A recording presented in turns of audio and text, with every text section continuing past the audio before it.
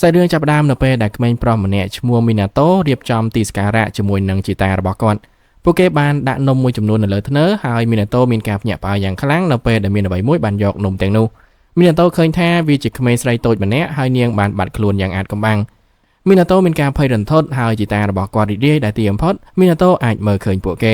េតែអ្វីដែលជីតាអាចប្រាប់បានមីណាតូអាចមើលឃើញតែរឿងល្អៗតែប៉ុណ្ណោះក៏បញ្យល់ថាអ្វីដែលមីណាតូកំពុងឃើញត្រូវបានគេហៅថាជំនាញផ្ទះក្មេងស្រីតូចនោះបានរស់នៅក្នុងផ្ទះនេះយូរជាងជីតាទៅទៀតក៏ប្រាប់មីណាតូឲ្យចិត្តទូលាយហើយឲ្យនាងញ៉ាំនំនៅពេលណាដែលនាងចង់បានក៏បញ្យល់ថាមីណាតូអាចមើលឃើញអ្វីដែលអ្នកដទៃមិនអាចមើលឃើញបានវាអាចនាំមកនូវបញ្ហាខ្លះដល់គាត់ប៉ុន្តែនឹងមានពេលមួយដែលថាមពលរបស់គាត់នឹងជួយគាត់ជាច្រើនឆ្នាំក្រោយមកមីណាតូបានមកដល់ផ្ទះថ្មីរបស់គាត់មានថាមពលចម្លែកមួយនៅជុំវិញវាហើយមីណាតូឆ្ងល់ថាតើគាត់ស្រវាំងភ្នែកមែនទេ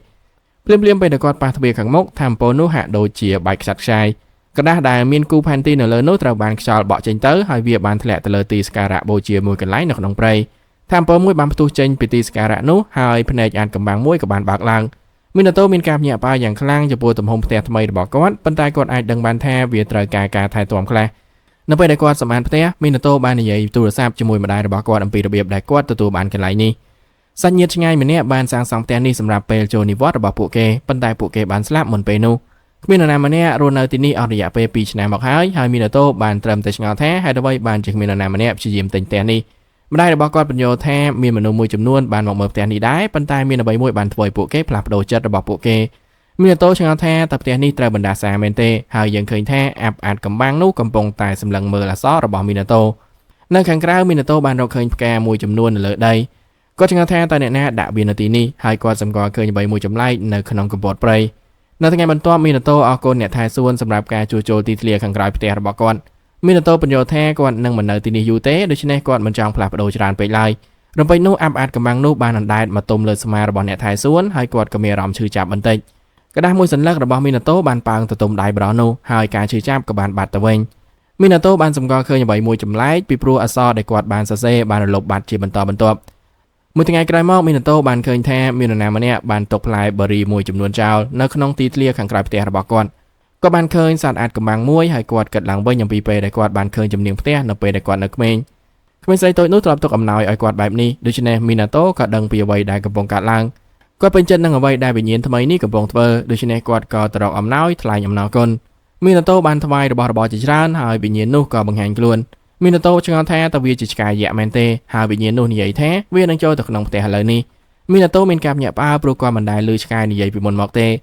វិញ្ញាណនោះនិយាយថាវាមិនមែនជាឆ្កែទេហើយឈ្មោះរបស់វាគឺយ៉ាម៉ាហ្គាមីគាត់គឺជាព្រះនៃភ្នំក្បែរនេះហើយមីណាតូឆ្ងល់ថាតើយ៉ាម៉ាហ្គាមីជាអ្នកដែលយកអំណោយមកឲ្យគាត់មែនទេមីណាតូបង្ហាញយ៉ាម៉ាហ្គាមីពីអ្វីដែលគាត់បានទិញដើម្បីតបស្នងយ៉ាម៉ាហ្គាមីវិញដូច្នេះយ៉ាម៉ាហ្គាមីក៏ចាប់ផ្ដើមញ៉ាំយ៉ាម៉ាហ្គាមីនិយាយថាសាច់នេះមានជាតិខ្លាញ់ប៉ុន្តែវានៅតែឆ្ងាញ់មីណាតូបានឲ្យស្រាសទៅយ៉ាម៉ាហ្គាមីដើម្បីក្លែមជាមួយនឹងសាច់ប៉ុន្តែយ៉ាម៉ាហ្គាមីបញ្យល់ថាគាត់មិនទាន់មានកម្លាំងពេញលេញនៅឡើយទេគាត់នឹងមិនអាចទ្រាំទ្រនឹងស្រាបានទេដូច្នេះទឹកនឹងល្អសម្រាប់គាត់យ៉ាម៉ាហ្គាមីនិយាយថាមីណាតូជាអ្នកជួយសង្គ្រោះជីវិតប៉ុន្តែមីណាតូមិនយល់ពីមូលហេតុនេះទេយ៉ាម៉ាហ្គាមីបញ្យល់ថាវាដោយសារតែមីណាតូបានកម្ចាត់ថាមពលអាក្រក់នៅលើភ្នំខណៈពេលដែលយ៉ាម៉ាហ្គាមីចុះខ្សោយថាមពលអាក្រក់មួយបានបង្កបញ្ហាជាច្រើនយ៉ាម៉ាហ្គាមីសប្បាយចិត្តយ៉ាងខ្លាំងនៅពេលដែលថាមពលអាក្រក់ត្រូវបានមីណាតូកម្ចាត់មីណាតូនិយាយថាគាត់មិនបានធ្វើអ្វីនោះទេដូច្នេះយ៉ាម៉ាហ្គាមីក៏បញ្យល់ពីអ្វីដែលកំពុងកើតឡើងវាបង្ហាញថាអក្សរដែលមីណាតូបានសរសេរបានបណ្ដេញថាមពលអាក្រក់រំពេចនោះអ្នកថែសួនបានត្រឡប់មកវិញព្រោះគាត់ភ្លេចឧបករណ៍មួយរបស់គាត់មីណាតូព្យាយាមលាក់យ៉ាម៉ាហ្គាមីប៉ុន្តែយ៉ាម៉ាហ្គាមីបញ្យល់ថាមានតែមីណាតូម្នាក់គត់ដែលអាចមើលឃើញគាត់នៅពេលដែលយ៉ាម៉ាហ្គាមីផឹកទឹកសូដាកាន់តែច្រើនមីណាតូឆ្ងល់ថាហេតុអ្វីបានជាអក្សររបស់គាត់មានឥទ្ធិពលខ្លាំងម្ល៉េះយ៉ាម៉ាហ្គាមីមិនច្បាស់នោះទេហើយគាត់សួរថាតើមានអ្នកណាធ្លាប់សរសើរអក្សររបស់មីណាតូពីមុនមកដែរទេមីណាតូបញ្យល់ថាវាធ្លាប់កើតឡើងតែម្ដងគត់កាលពីគាត់នៅក្មេងគាត់បានឆ្លាក់ឈ្មោះផ្ទះសំណាក់គ្រួសាររបស់គាត់នៅលើផ្លាកឈ្មោះហើយឪពុករបស់គាត់បានអនុញ្ញាតឲ្យគាត់ដាក់តាំងវាថ្ងៃមួយអតិថិជនអាចកំបាំងម្នាក់បានចូលមកហើយគាត់បានសម្គាល់ឃើញវាភ្លាមគាត់មិនចង់ជឿថាមីណាតូជាអ្នកធ្វើវាទេហើយគាត់បាននិយាយថាពួកគេមិនគួរដោះវាចេញវិញឡើយគាត់ថែមទាំងបានណែនាំមីណាតូឲ្យធ្វើផ្លាកឈ្មោះមួយផ្សេងទៀតដើម្បីឲ្យគាត់យកទៅព្យួរនៅផ្ទះរបស់គាត់បរិមម្នាក់នេះពិតជាចាប់អារម្មណ៍យ៉ាងខ្លាំងហើយគាត់បានស្នើបង់ប្រាក់ឲ្យមីណាតូបើសិនបើមីណាតូធ្វើផ្លាកឈ្មោះមួយឲ្យគាត់ចាប់តាំងពីពេលនោះមកការធ្វើផ្លាកឈ្មោះសម្រាប់ផ្ទះគ្រួសាររបស់គាត់បានក្លាយទៅជាចំណង់ចំណូលចិត្តរបស់មីណាតូ ជាការប៉ុណ្ណាមីណាតូបានធ្វើផ្លាកឈ្មោះពី3សម្រាប់ផ្ទះថ្មីរបស់គាត់ផងដែរដូច្នេះយ៉ាម៉ាកាមីនិយាយថាគាត់គួរតែព្យួរវាឡើងមីណាតូព្យួរផ្លាកឈ្មោះមួយនៅលើទ្វារខាងមុខនិងមួយទៀតនៅទ្វារខាងក្រោយហើយរឿងនេះបានបង្កើតជារបាំងនៅជុំវិញផ្ទះមីណាតូមិនដែលឃើញរឿងបែបនេះពីមុនមកទេហើយយ៉ាម៉ាកាមីបញ្យល់ថាថាមពលអាក្រក់នឹងមិនអាចចូលមកជិតផ្ទះនេះបានទៀតទេមីណាតូឆ្ងល់ថាតើអសររបស់គាត់ពិតជាមានអានុភាពខ្លាំងបែបនេះមែនទេហើយយ៉ាម៉ាកាមីនិយាយថាថាមពលរបស់គាត់កម្រមានណាស់ប្រសិនបើមីណាតូដឹងអំពីវាហើយដោះខាត់វានោះគាត់នឹងទទួលបានថាមពលដ៏អស្ចារ្យពីថ្ងៃក្រោយមកយ៉ាម៉ាកាមីត្រឡប់មកវិញហើយមីណាតូបានឲ្យនំមួយចំនួនដល់គាត់ភ្លាមនោះយ៉ាម៉ាកាមីក៏ចាប់ផ្ដើមបញ្ចេញពន្លឺហើយគាត់និយាយថាគ្រប់យ៉ាងគឺដោយសារតែមីណាតូបានផ្ដល់ការគោរពយ៉ាងខ្លាំងដល់គាត់ហើយវាជាអ្វីដែលធ្វើឲ្យគាត់បញ្ចេញពន្លឺមីណាតូអរគុណយ៉ាម៉ាកាមីដោយក្តីគោរពសម្រាប់ការមកផ្ទះរបស់គាត់ហើយយ៉ាម៉ាកាមីចាប់ផ្ដើមបញ្ចេញពន្លឺកាន់តែភ្លឺឡើងមិនយូរប៉ុន្មានពន្លឺនោះក៏ចាប់ផ្ដើមភ្លឺចាំងភ្នែកដូច្នេះមីណាតូក៏សុំឲ្យគាត់បន្ថយវាបន្តិចនៅកន្លែងផ្សេងទៀតវិញ្ញាណអាក្រក់មួយចំនួនវាយប្រហារបរិម្នាក់ខណៈដែលគាត់និយាយពាក្យមួយចំនួនគាត់បញ្ចេញថាមពលរបស់គាត់ហើយវាបានធ្វើឲ្យវិញ្ញាណទាំងនោះខ្ទាតហោះចេញពីអគារជំនួយការរបស់បរិសនោះនិយាយថានេះជាដំណើរអាក្រក់ព្រោះវិញ្ញាណមួយបានរត់គេចខ្លួនទៅខាងក្រៅបរិសឈ្មោះហារីម៉ាប្រកាសថាគាត់នឹងទៅចាត់ការវាហើយគាត់ក៏ដេញតាមវិញ្ញាណនោះមានតំបន់ផ្សារទំនើបមួយនៅខាងមុខដូច្នេះហារីម៉ានិយាយថាគាត់ត្រូវតែកម្ចាត់វិញ្ញាណអាក្រក់នោះជាបន្ទាន់ព្រាមនោះហារីម៉ាតក់ស្លុតយ៉ាងខ្លាំងនៅពេលដែលវិញ្ញាណនោះកំពុងតម្រង់ទៅរកជនស៊ីវិលម្នាក់នោះគឺជាមីណាតូហើយវិញ្ញាណអាក្រក់នោះក៏បានហោះទៅបុកគាត់វិញ្ញាណអាក្រក់នោះត្រូវបានបំផ្លាញចោលភ្លាមហើយហារីម៉ាមិនអាចយល់ពីអ្វីដែលគាត់ទើបតែបានឃើញនោះទេវាគឺជាវិញ្ញាណអាក្រក់ដ៏ខ្លាំងក្លាមួយហើយវាត្រូវបានកម្ចាត់ចោលក្នុងពេលមួយប្រព្រឹត្តភ្នែកមានរបស់ចម្លែកមួយបានធ្លាក់ចេញពីមីណាតូប៉ុន្តែគ្មាននរណាម្នាក់បានឃើញវាទេហារីម៉ាឆ្ងល់ថាតើមីណាតូមានកើតអីឬអត់ប៉ុន្តែមីណាតូមានការខឹងសម្បាចំពោះរឿងផ្សេងអសររបស់គាត់បានរលត់បានម្ដងទៀតហើយវាជាបញ្ជីរបស់មុខទំនិញដែលគាត់បានសរសេរដើម្បីកុំឲ្យគាត់ភ្លេចគាត់ព្យាយាមរកនឹករបស់មួយដែលគាត់បានសរសេរហើយគាត់ពិពណ៌នាថាវាជារបស់មួយដែលអ្នកត្រូវផ្លាស់ប្ដូរម្ដងក្នុងមួយសប្ដាហ៍បន្ទាប់ពីតម្រុយពី3ទៀតហារីម៉ាដែលនៅតែភ្ញាក់ផ្អើលនៅឡើយនោះបានទាយថាមីណាតូកំពុងនិយាយអំពីថង់សម្រាមហារីម៉ាចងល់ប្រាប់មីណាតូទៅហាងមួយដែលគាត់អាចទិញវាបានដូច្នេះមីណាតូក៏ចាកចេញហារីម៉ាឆ្ងល់ថាតើបរិសម្នាក់នោះជានរណាហើយរបស់ដែលធ្លាក់ពីមីណាតូក៏បានរមៀលចេញត្រឡប់ទៅផ្ទះវិញយ៉ាម៉ាកាមីអង្គុយនៅក្នុងសួនហើយគាត់បានប្រើថាមពលមួយប្រភេទមីណាតូបានទៅទីធ្លាខាងក្រៅផ្ទះហើយគាត់មានការភ្ញាក់ផ្អើលយ៉ាងខ្លាំងនៅពេលដឹងថាវាបានផ្លាស់ប្ដូរទាំងស្រុងយ៉ាម៉ាកាមីនិយាយថាការធ្វើបែបនេះមិនមែនជារឿងធំដុំទេសម្រាប់ព្រះភ្នំដូចជាគាត់មីណាតូមិនដឹងថាយ៉ាម៉ាកាមីអាចធ្វើរឿងបែបនេះបានទេហើយគាត់មានការភ្ញាក់ផ្អើលពេលឃើញថាមានអ្វីមួយខុសប្លែកពីមិត្តថ្មីរបស់គាត់យ៉ាម៉ាកាមីកាន់តែតូចទៅហើយគាត់បញ្យល់ថាវាដោយសារតែគាត់បានប្រើថាមពលរបស់គាត់វាគ្រាន់តែបណ្ដោះអាសន្នប៉ុណ្ណោះហើយគាត់នឹងធំដូចធម្មតាវិញឆាប់ពី3ថ្ងៃក្រោយមកមីណាតូនិយាយថាយ៉ាម៉ាកាមីមិនបានមកលេងយូរមកហើយគាត់សង្ឃឹមថាយ៉ាម៉ាកាមីនឹងមិនកើតអីទៅចោះហើយគាត់ខកចិត្តនៅពេលដែលសម្លេងនៅក្នុងទីធ្លាខាងក្រៅផ្ទះរបស់គាត់គ្រាន់តែជាសត្វកំរកគាត់ឆ្ងល់ថាតើមានរឿងអ្វីកើតឡើងមែនទេប៉ុន្តែយ៉ាម៉ាកាមីស្រាប់តែបង្ហាញខ្លួនហើយប្រាប់គាត់កុំឲ្យបារម្ភទោះជាយ៉ាងណាក៏ដោយមីណាតូមានការភ្ញាក់ផ្អើលយ៉ាងខ្លាំងនៅពេលដែលគាត់ឃើញថាព្រះភ្នំកាន់តែតូចទៅមីណាតូសួរថាតើយ៉ាម៉ាកាមីបានប្រើថាមពលប៉ុន្មានទើបគាត់ប្រាយច្បាប់នេះប៉ុន្តែវាពិតជាមានរឿងមួយផ្សេងទៀតវិញ្ញាណចំនួន3ទៀតបានចេញមកហើយមីណាតូឆ្ងល់ថាតើទាំងនេះជាកូនចៅរបស់យ៉ាម៉ាកាមីមែនទេយ៉ាម៉ាកាមីបង្ហាញថាទាំងនេះពិតជាកូនចៅរបស់គាត់ដែលពួកវាគឺជាសត្វសម្ពោចយ៉ាម៉ាកាមីបានបំបែកខ្លួនគាត់ដើម្បីឲ្យគាត់អាចបង្កើតពួកគេបានឈ្មោះរបស់ពួកគេមានដូចជាតូរីកាយូស៊ូហ្គីហើយនិងស៊ឺរីមីណាតូបានឲ្យនំដ៏ឈ្ងុយឆ្ងាញ់ទៅពួកគេហើយពួកគេទាំងអស់គ្នាក៏បានស៊ីវាជារបស់ឆ្ងាញ់បំផុតដែលពួកគេធ្លាប់បានភ្លក់ប៉ុន្តែយ៉ាម៉ាកាមីបង្ហាញថាវាដោយសារតែពួកគេទៅតែកើតមកប៉ុណ្ណោះពី1ម៉ោងក្រោយមកមីណាតូមានការភ្ញាក់ផ្អើលនៅពេលដែលយ៉ាម៉ាកាមីបានត្រឡប់មកទំហំធម្មតារបស់គាត់វិញភ្លាមនោះយ៉ាម៉ាកាមីនិយាយថាមីណាតូមានភ្ញៀវម្នាក់នៅមាត់ទ្វារខាងមុខផ្ទះរបស់គាត់ម្នាក់នោះគឺជាហារីម៉ាហើយគាត់មានការភ្ញាក់ផ្អើលព្រោះគាត់អាចមានអារម្មណ៍ថាមានអ្វីមិនធម្មតាចេញពីផ្ទះរបស់មីណាតូ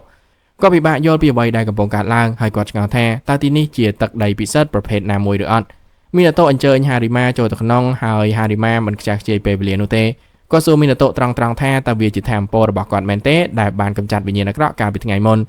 មីណាតូមិនដឹងថាវាបានកើតឡើងនោះទេហើយវាសមហេតុផលហារីម៉ាបញ្យល់ថាថ្មីនេះមានវិញ្ញាណអាក្រក់បង្កបញ្ហាកំពុងតែកើនឡើងមនុស្សដែលអាចកម្ចាត់វិញ្ញាណអាក្រក់ទាំងនោះបានគឺកម្រមានណាស់ហើយមិនមានអ្នកកម្ចាត់វិញ្ញាណអាក្រក់គ្រប់គ្រាន់ដើម្បីប្រយុទ្ធនឹងវិញ្ញាណអាក្រក់ទាំងនោះទេនោះហើយជាមូលហេតុដែលហារីម៉ាចង់ទិញយ័ន្តពីមីណាតូមិនដឹងថាវាជាអ្វីទេហើយយ៉ាម៉ាកាមីបញ្យល់ថាវាជាกระดาษដែលមានអក្សររបស់មីណាតូនៅលើវាហារីម៉ាកំពុងសម្លឹងមើលមីណាតូយ៉ាងចម្លែកដូច្នេះយ៉ាម៉ាកាមីបញ្យល់ថាហារីម៉ាក៏មើលមិនឃើញគាត់ដែរមីណាតូមិនគិតថាសិភៅកត់ត្រាតូចរបស់គាត់គឺជាយ័ន្តនោះទេហើយគាត់បញ្យល់ថាវាគ្រាន់តែជាបញ្ជីតំណែងរបស់គាត់ប៉ុណ្ណោះ ហារីម៉ាមានការភ្ញាក់ផ្អើលព្រោះកណ្ដាលនោះគឺជាអ្វីដែលកម្ចាត់វិញ្ញាណអាក្រក់ដែលអ្នកកម្ចាត់វិញ្ញាណអាក្រក់ដែលមានថាមពល3នាក់មិនអាចប្រយុទ្ធបាននៅទីបំផុតវិញ្ញាណអាក្រក់ដែលមានថាមពលនោះត្រូវបានកម្ចាត់ចោលដោយបរិសុទ្ធសាមញ្ញម្នាក់ដែលមានបញ្ជីទិញទំនិញនៅជាប់ខ្លួនមីណាតូនិយាយថាគាត់អាចសរសេរអ្វីមួយឲ្យហារីម៉ាបានហើយហារីម៉ាឆ្ងល់ថាតើមីណាតូនឹងសរសេរអ្វីបន្ទាប់មកគាត់មានការភ្ញាក់ផ្អើលនៅពេលដែលមីណាតូគ្រាន់តែសរសេរបញ្ជីទិញទំនិញមួយទៀតហារីម៉ាកាន់តែភ្ញាក់ផ្អើលនៅពេលដែលគាត់ឃើញពន្លឺបៃតងភ្លឺចេញពីអក្សររបស់មីណាតូរឿងនេះមិនសមហេតុផលនោះទេព្រោះមនុស្សធម្មតាម្នាក់ដែលសរសេរបញ្ជីឈ្មោះនំមិនគួរមានថាមពលខ្លាំងយ៉ាងនេះឡើយមីណាតូដឹងថាគាត់ស្រាប់តែចាប់ផ្ដើមអស់កម្លាំងភ្លាមៗហើយយ៉ាម៉ាហ្គាមីបញ្យល់ថាវាដោយសារតែគាត់ទៅតែប្រើថាមពលរបស់គាត់មីណាតូសុំទោសហារីម៉ាព្រោះគាត់អាចធ្វើបានតែប៉ុណ្្នឹងទេប៉ុន្តែហារីម៉ានិយាយថាវាគ្រប់គ្រាន់ហើយហារីម៉ាបានឲ្យលុយទៅមីណាតូមួយចំនួនប៉ុន្តែមីណាតូមិនអាចទទួលយកវាបានទេសភៅកត់ត្រានោះមានតម្លៃ100យ៉េនហើយគាត់ប្រើវាតែមួយផ្នែកប៉ុណ្ណោះហារីម៉ានិយាយថាវាសមនឹងតម្លៃហើយបើមិនអញ្ចឹងទេមានតែគាត់មិនបានចំណាយប្រាក់គ្រប់គ្រាន់វាអាចនឹងមានតម្លៃថ្លៃជាងនេះដូច្នេះហារីម៉ាសន្យាថាគាត់នឹងយកប្រាក់មកបន្ថែមទៀតនៅពេលក្រោយមីណាតូនៅតែបដិសេធហើយហារីម៉ានៅតែបន្តទទូចមីណាតូគ្មានចំណូលនោះទេដូច្នេះគាត់ក៏យកប្រាក់នោះហើយអរគុណហារីម៉ាមីណាតូមានអារម្មណ៍ថាមានកំហុសបន្តិចដូច្នេះគាត់ក៏គូររូបផ្កាយនៅលើដៃរបស់ហារីម៉ាគាត់គិតថាវាអាចមានប្រយោជន៍ហើយហារីម៉ាក៏ចាកចេញដោយរីករាយភ្លាមនោះហារីម៉ាបានទទួលទូរស័ព្ទហើយក្មេងស្រីម្នាក់និយាយថាពួកគេត្រូវការជំនួយពីគាត់យ៉ាងខ្លាំងពួកគេបានជួបនឹងវិញ្ញាណអាក្រក់ដែលមានថាមពលមួយហើយហារីម៉ាក៏បានមកដល់ដើម្បីជួយពួកគេអ្នកផ្សេងទៀតប្រាប់គាត់កុំឲ្យប្រហែសព្រោះសូម្បីតែគាត់ក៏មិនអាចកម្ចាត់វិញ្ញាណអាក្រក់ទំហំប៉ុណ្នេះបានដែរវិញ្ញាណអាក្រក់នោះបានស្ទុះទៅវាយប្រហារគាត់ហើយមនុស្សគ្រប់គ្នាមានការភ្ញាក់ផ្អើលនៅពេលដែលវាត្រូវបានបំបែកជាអំណែកហារីម៉ាមិនបានធ្វើអ្វីទាល់តែសោះហើយគ្រប់យ៉ាងគឺដោយសារតែមានរូបផ្កាយដែលមីណាតូបានគូរនៅលើដៃរបស់គាត់មួយរយៈក្រោយមកមីណាតូរអ៊ូអំពីរឿងដែលគាត់អស់លុយចាយហារីម៉ាបានឲ្យលុយគាត់មួយចំនួនសម្រាប់กระดาษរបស់គាត់ប៉ុន្តែមីណាតូបានប្រើប្រាស់លុយទាំងអស់នោះអស់ហើយក៏បានចំណាយវាទៅលើអាហារដែលមានគុណភាពខ្ពស់ដើម្បីប៉ាវពួកកូនចៅរបស់យ៉ាម៉ាហ្គាមីគាត់ក៏បានប៉ាវយ៉ាម៉ាហ្គាមីផងដែរដែលគាត់កំពុងតែញ៉ាំអាហារសម្រន់ដ៏ឈ្ងុយឆ្ងាញ់របស់គាត់កូនចៅរបស់យ៉ាម៉ាហ្គាមីញ៉ាំអាហារយ៉ាងច្រើនហើយពួកគេពិតជាធ្លាក់ទឹកចិត្តប្រសិនបើវាមានគុណភាពទាបមួយសន្ទុះក្រោយមកយើងឃើញថាមីណាតូកំពុងឆ្ងល់ថាតើគាត់គួររកការងារក្រៅម៉ោងធ្វើឬអត់វាអាចជួយគាត់ឲ្យបង់ថ្លៃអាហារសម្រន់បានប៉ុន្តែមានតែប្រមាណប៉ុណ្ណោះដែលគាត់អាចធ្វើបានមីណាតូសម្រេចចិត្តថាគាត់នឹងត្រូវកាត់បន្ថយគុណភាពរបស់អាហារសម្រន់ភ្លាមនោះមីណាតូបានឃើញកន្លែងលក់ឆ្នោតដែលកំពុងតែបើកនៅក្បែរនោះគាត់បានទិញឆ្នោតមួយហើយក្លាយជាអ្នកឈ្នះរង្វាន់លេខ1វាជាបានសាច់ប្រាក់ចំនួន 10,000 យ៉េនហើយមីណាតូមិនចង់ជឿរឿងនេះទេគាត់បានទៅហាងលក់ស្រាមួយកន្លែងដើម្បីទិញស្រាឲ្យយ៉ាម៉ាហ្គាមីប៉ុន្តែសំណាងរបស់គាត់មិនទាន់ចប់នៅឡើយទេថ្ងៃនេះគឺជាខួបលើកទី333របស់ហាងលក់ស្រានេះហើយមីណាតូគឺជាអតិថិជនទី303សម្រាប់អំណោយពួកគេបានឲ្យឈុតស្រាពិសេសមួយដែលមានតម្លៃថ្លៃទៅគាត់មីណាតូនិយាយថាមានរឿងចម្លែកមួយកំពុងកើតឡើងពីព្រោះគាត់បន្តឈ្នះរឿងជាច្រើនបន្ទាប់ពីនោះគាត់បានឈ្នះអ្វីៗពេញមួយថ្ងៃហើយគាត់ឆ្ងល់ថាតើសំណាងនេះមានជាប់តាក់ទងនឹងថាមពលរបស់យ៉ាម៉ាហ្គាមីឬអត់យ៉ាម៉ាហ្គាមីបង្ហាញថាវាមិនមែនជាគាត់ទេហើយវាពិតជាអ្នកផ្សេងមានអន្តរឃើញថាសត្វអណ្ដើកមួយក្បាលបានបង្ហាញខ្លួនហើយយ៉ាម៉ាហ្គាមីបញ្យល់ថាវាជាអណ្ដើកទេពដែលមានឈ្មោះថារៃគីសត្វទេពទាំង4គឺជាសត្វវេទមន្តដែលនាំសំណាងដល់មនុស្សរៃគីគឺជាសត្វមួយក្នុងចំណោមសត្វទាំងនោះហើយគាត់បានប្រាប់យ៉ាម៉ាហ្គាមីថាមីណាតូបានជួយគាត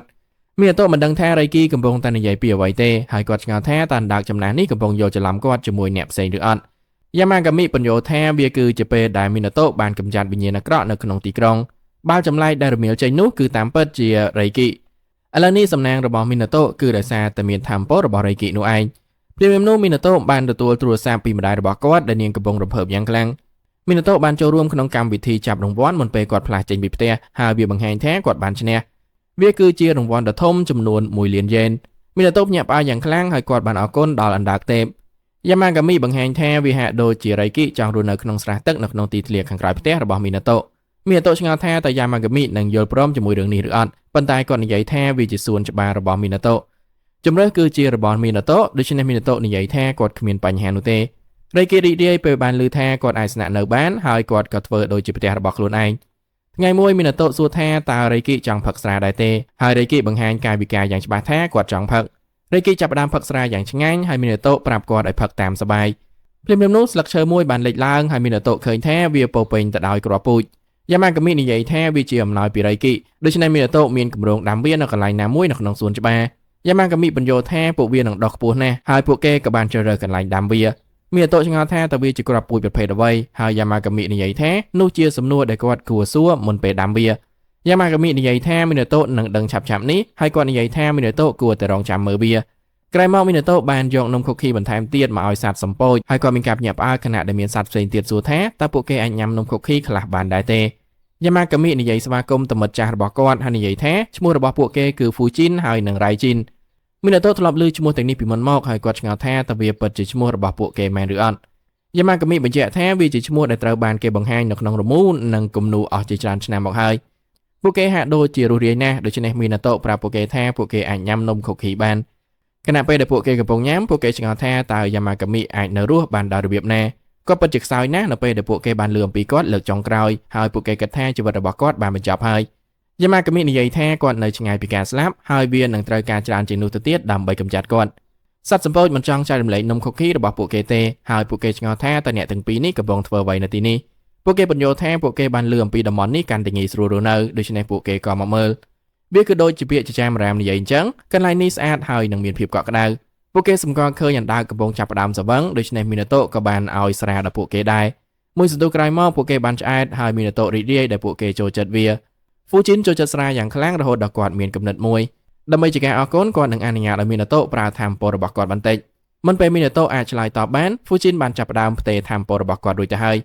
យថាមពលដ៏អស្ចារ្យមួយបានហូរជុំវិញមីណាតូហើយគាត់ឆ្ងល់ថាតើមានរឿងអ្វីកើតឡើងហ្វូជីនបង្ហាញថាមីណាតូទើបតែទទួលបានថាមពលខ្យល់មីណាតូចង់រៀនពីរបៀបប្រើប្រាស់វាដូច្នេះពួកគេក៏ប្រាប់គាត់ឲ្យសម័យពីខ្លួនគាត់បង្កើតខ្យល់មីណាតូផ្ដោតអារម្មណ៍យ៉ាងខ្លាំងហើយក៏ភ្ញាក់ផ្អើលនៅពេលដែលវាដំណើរការ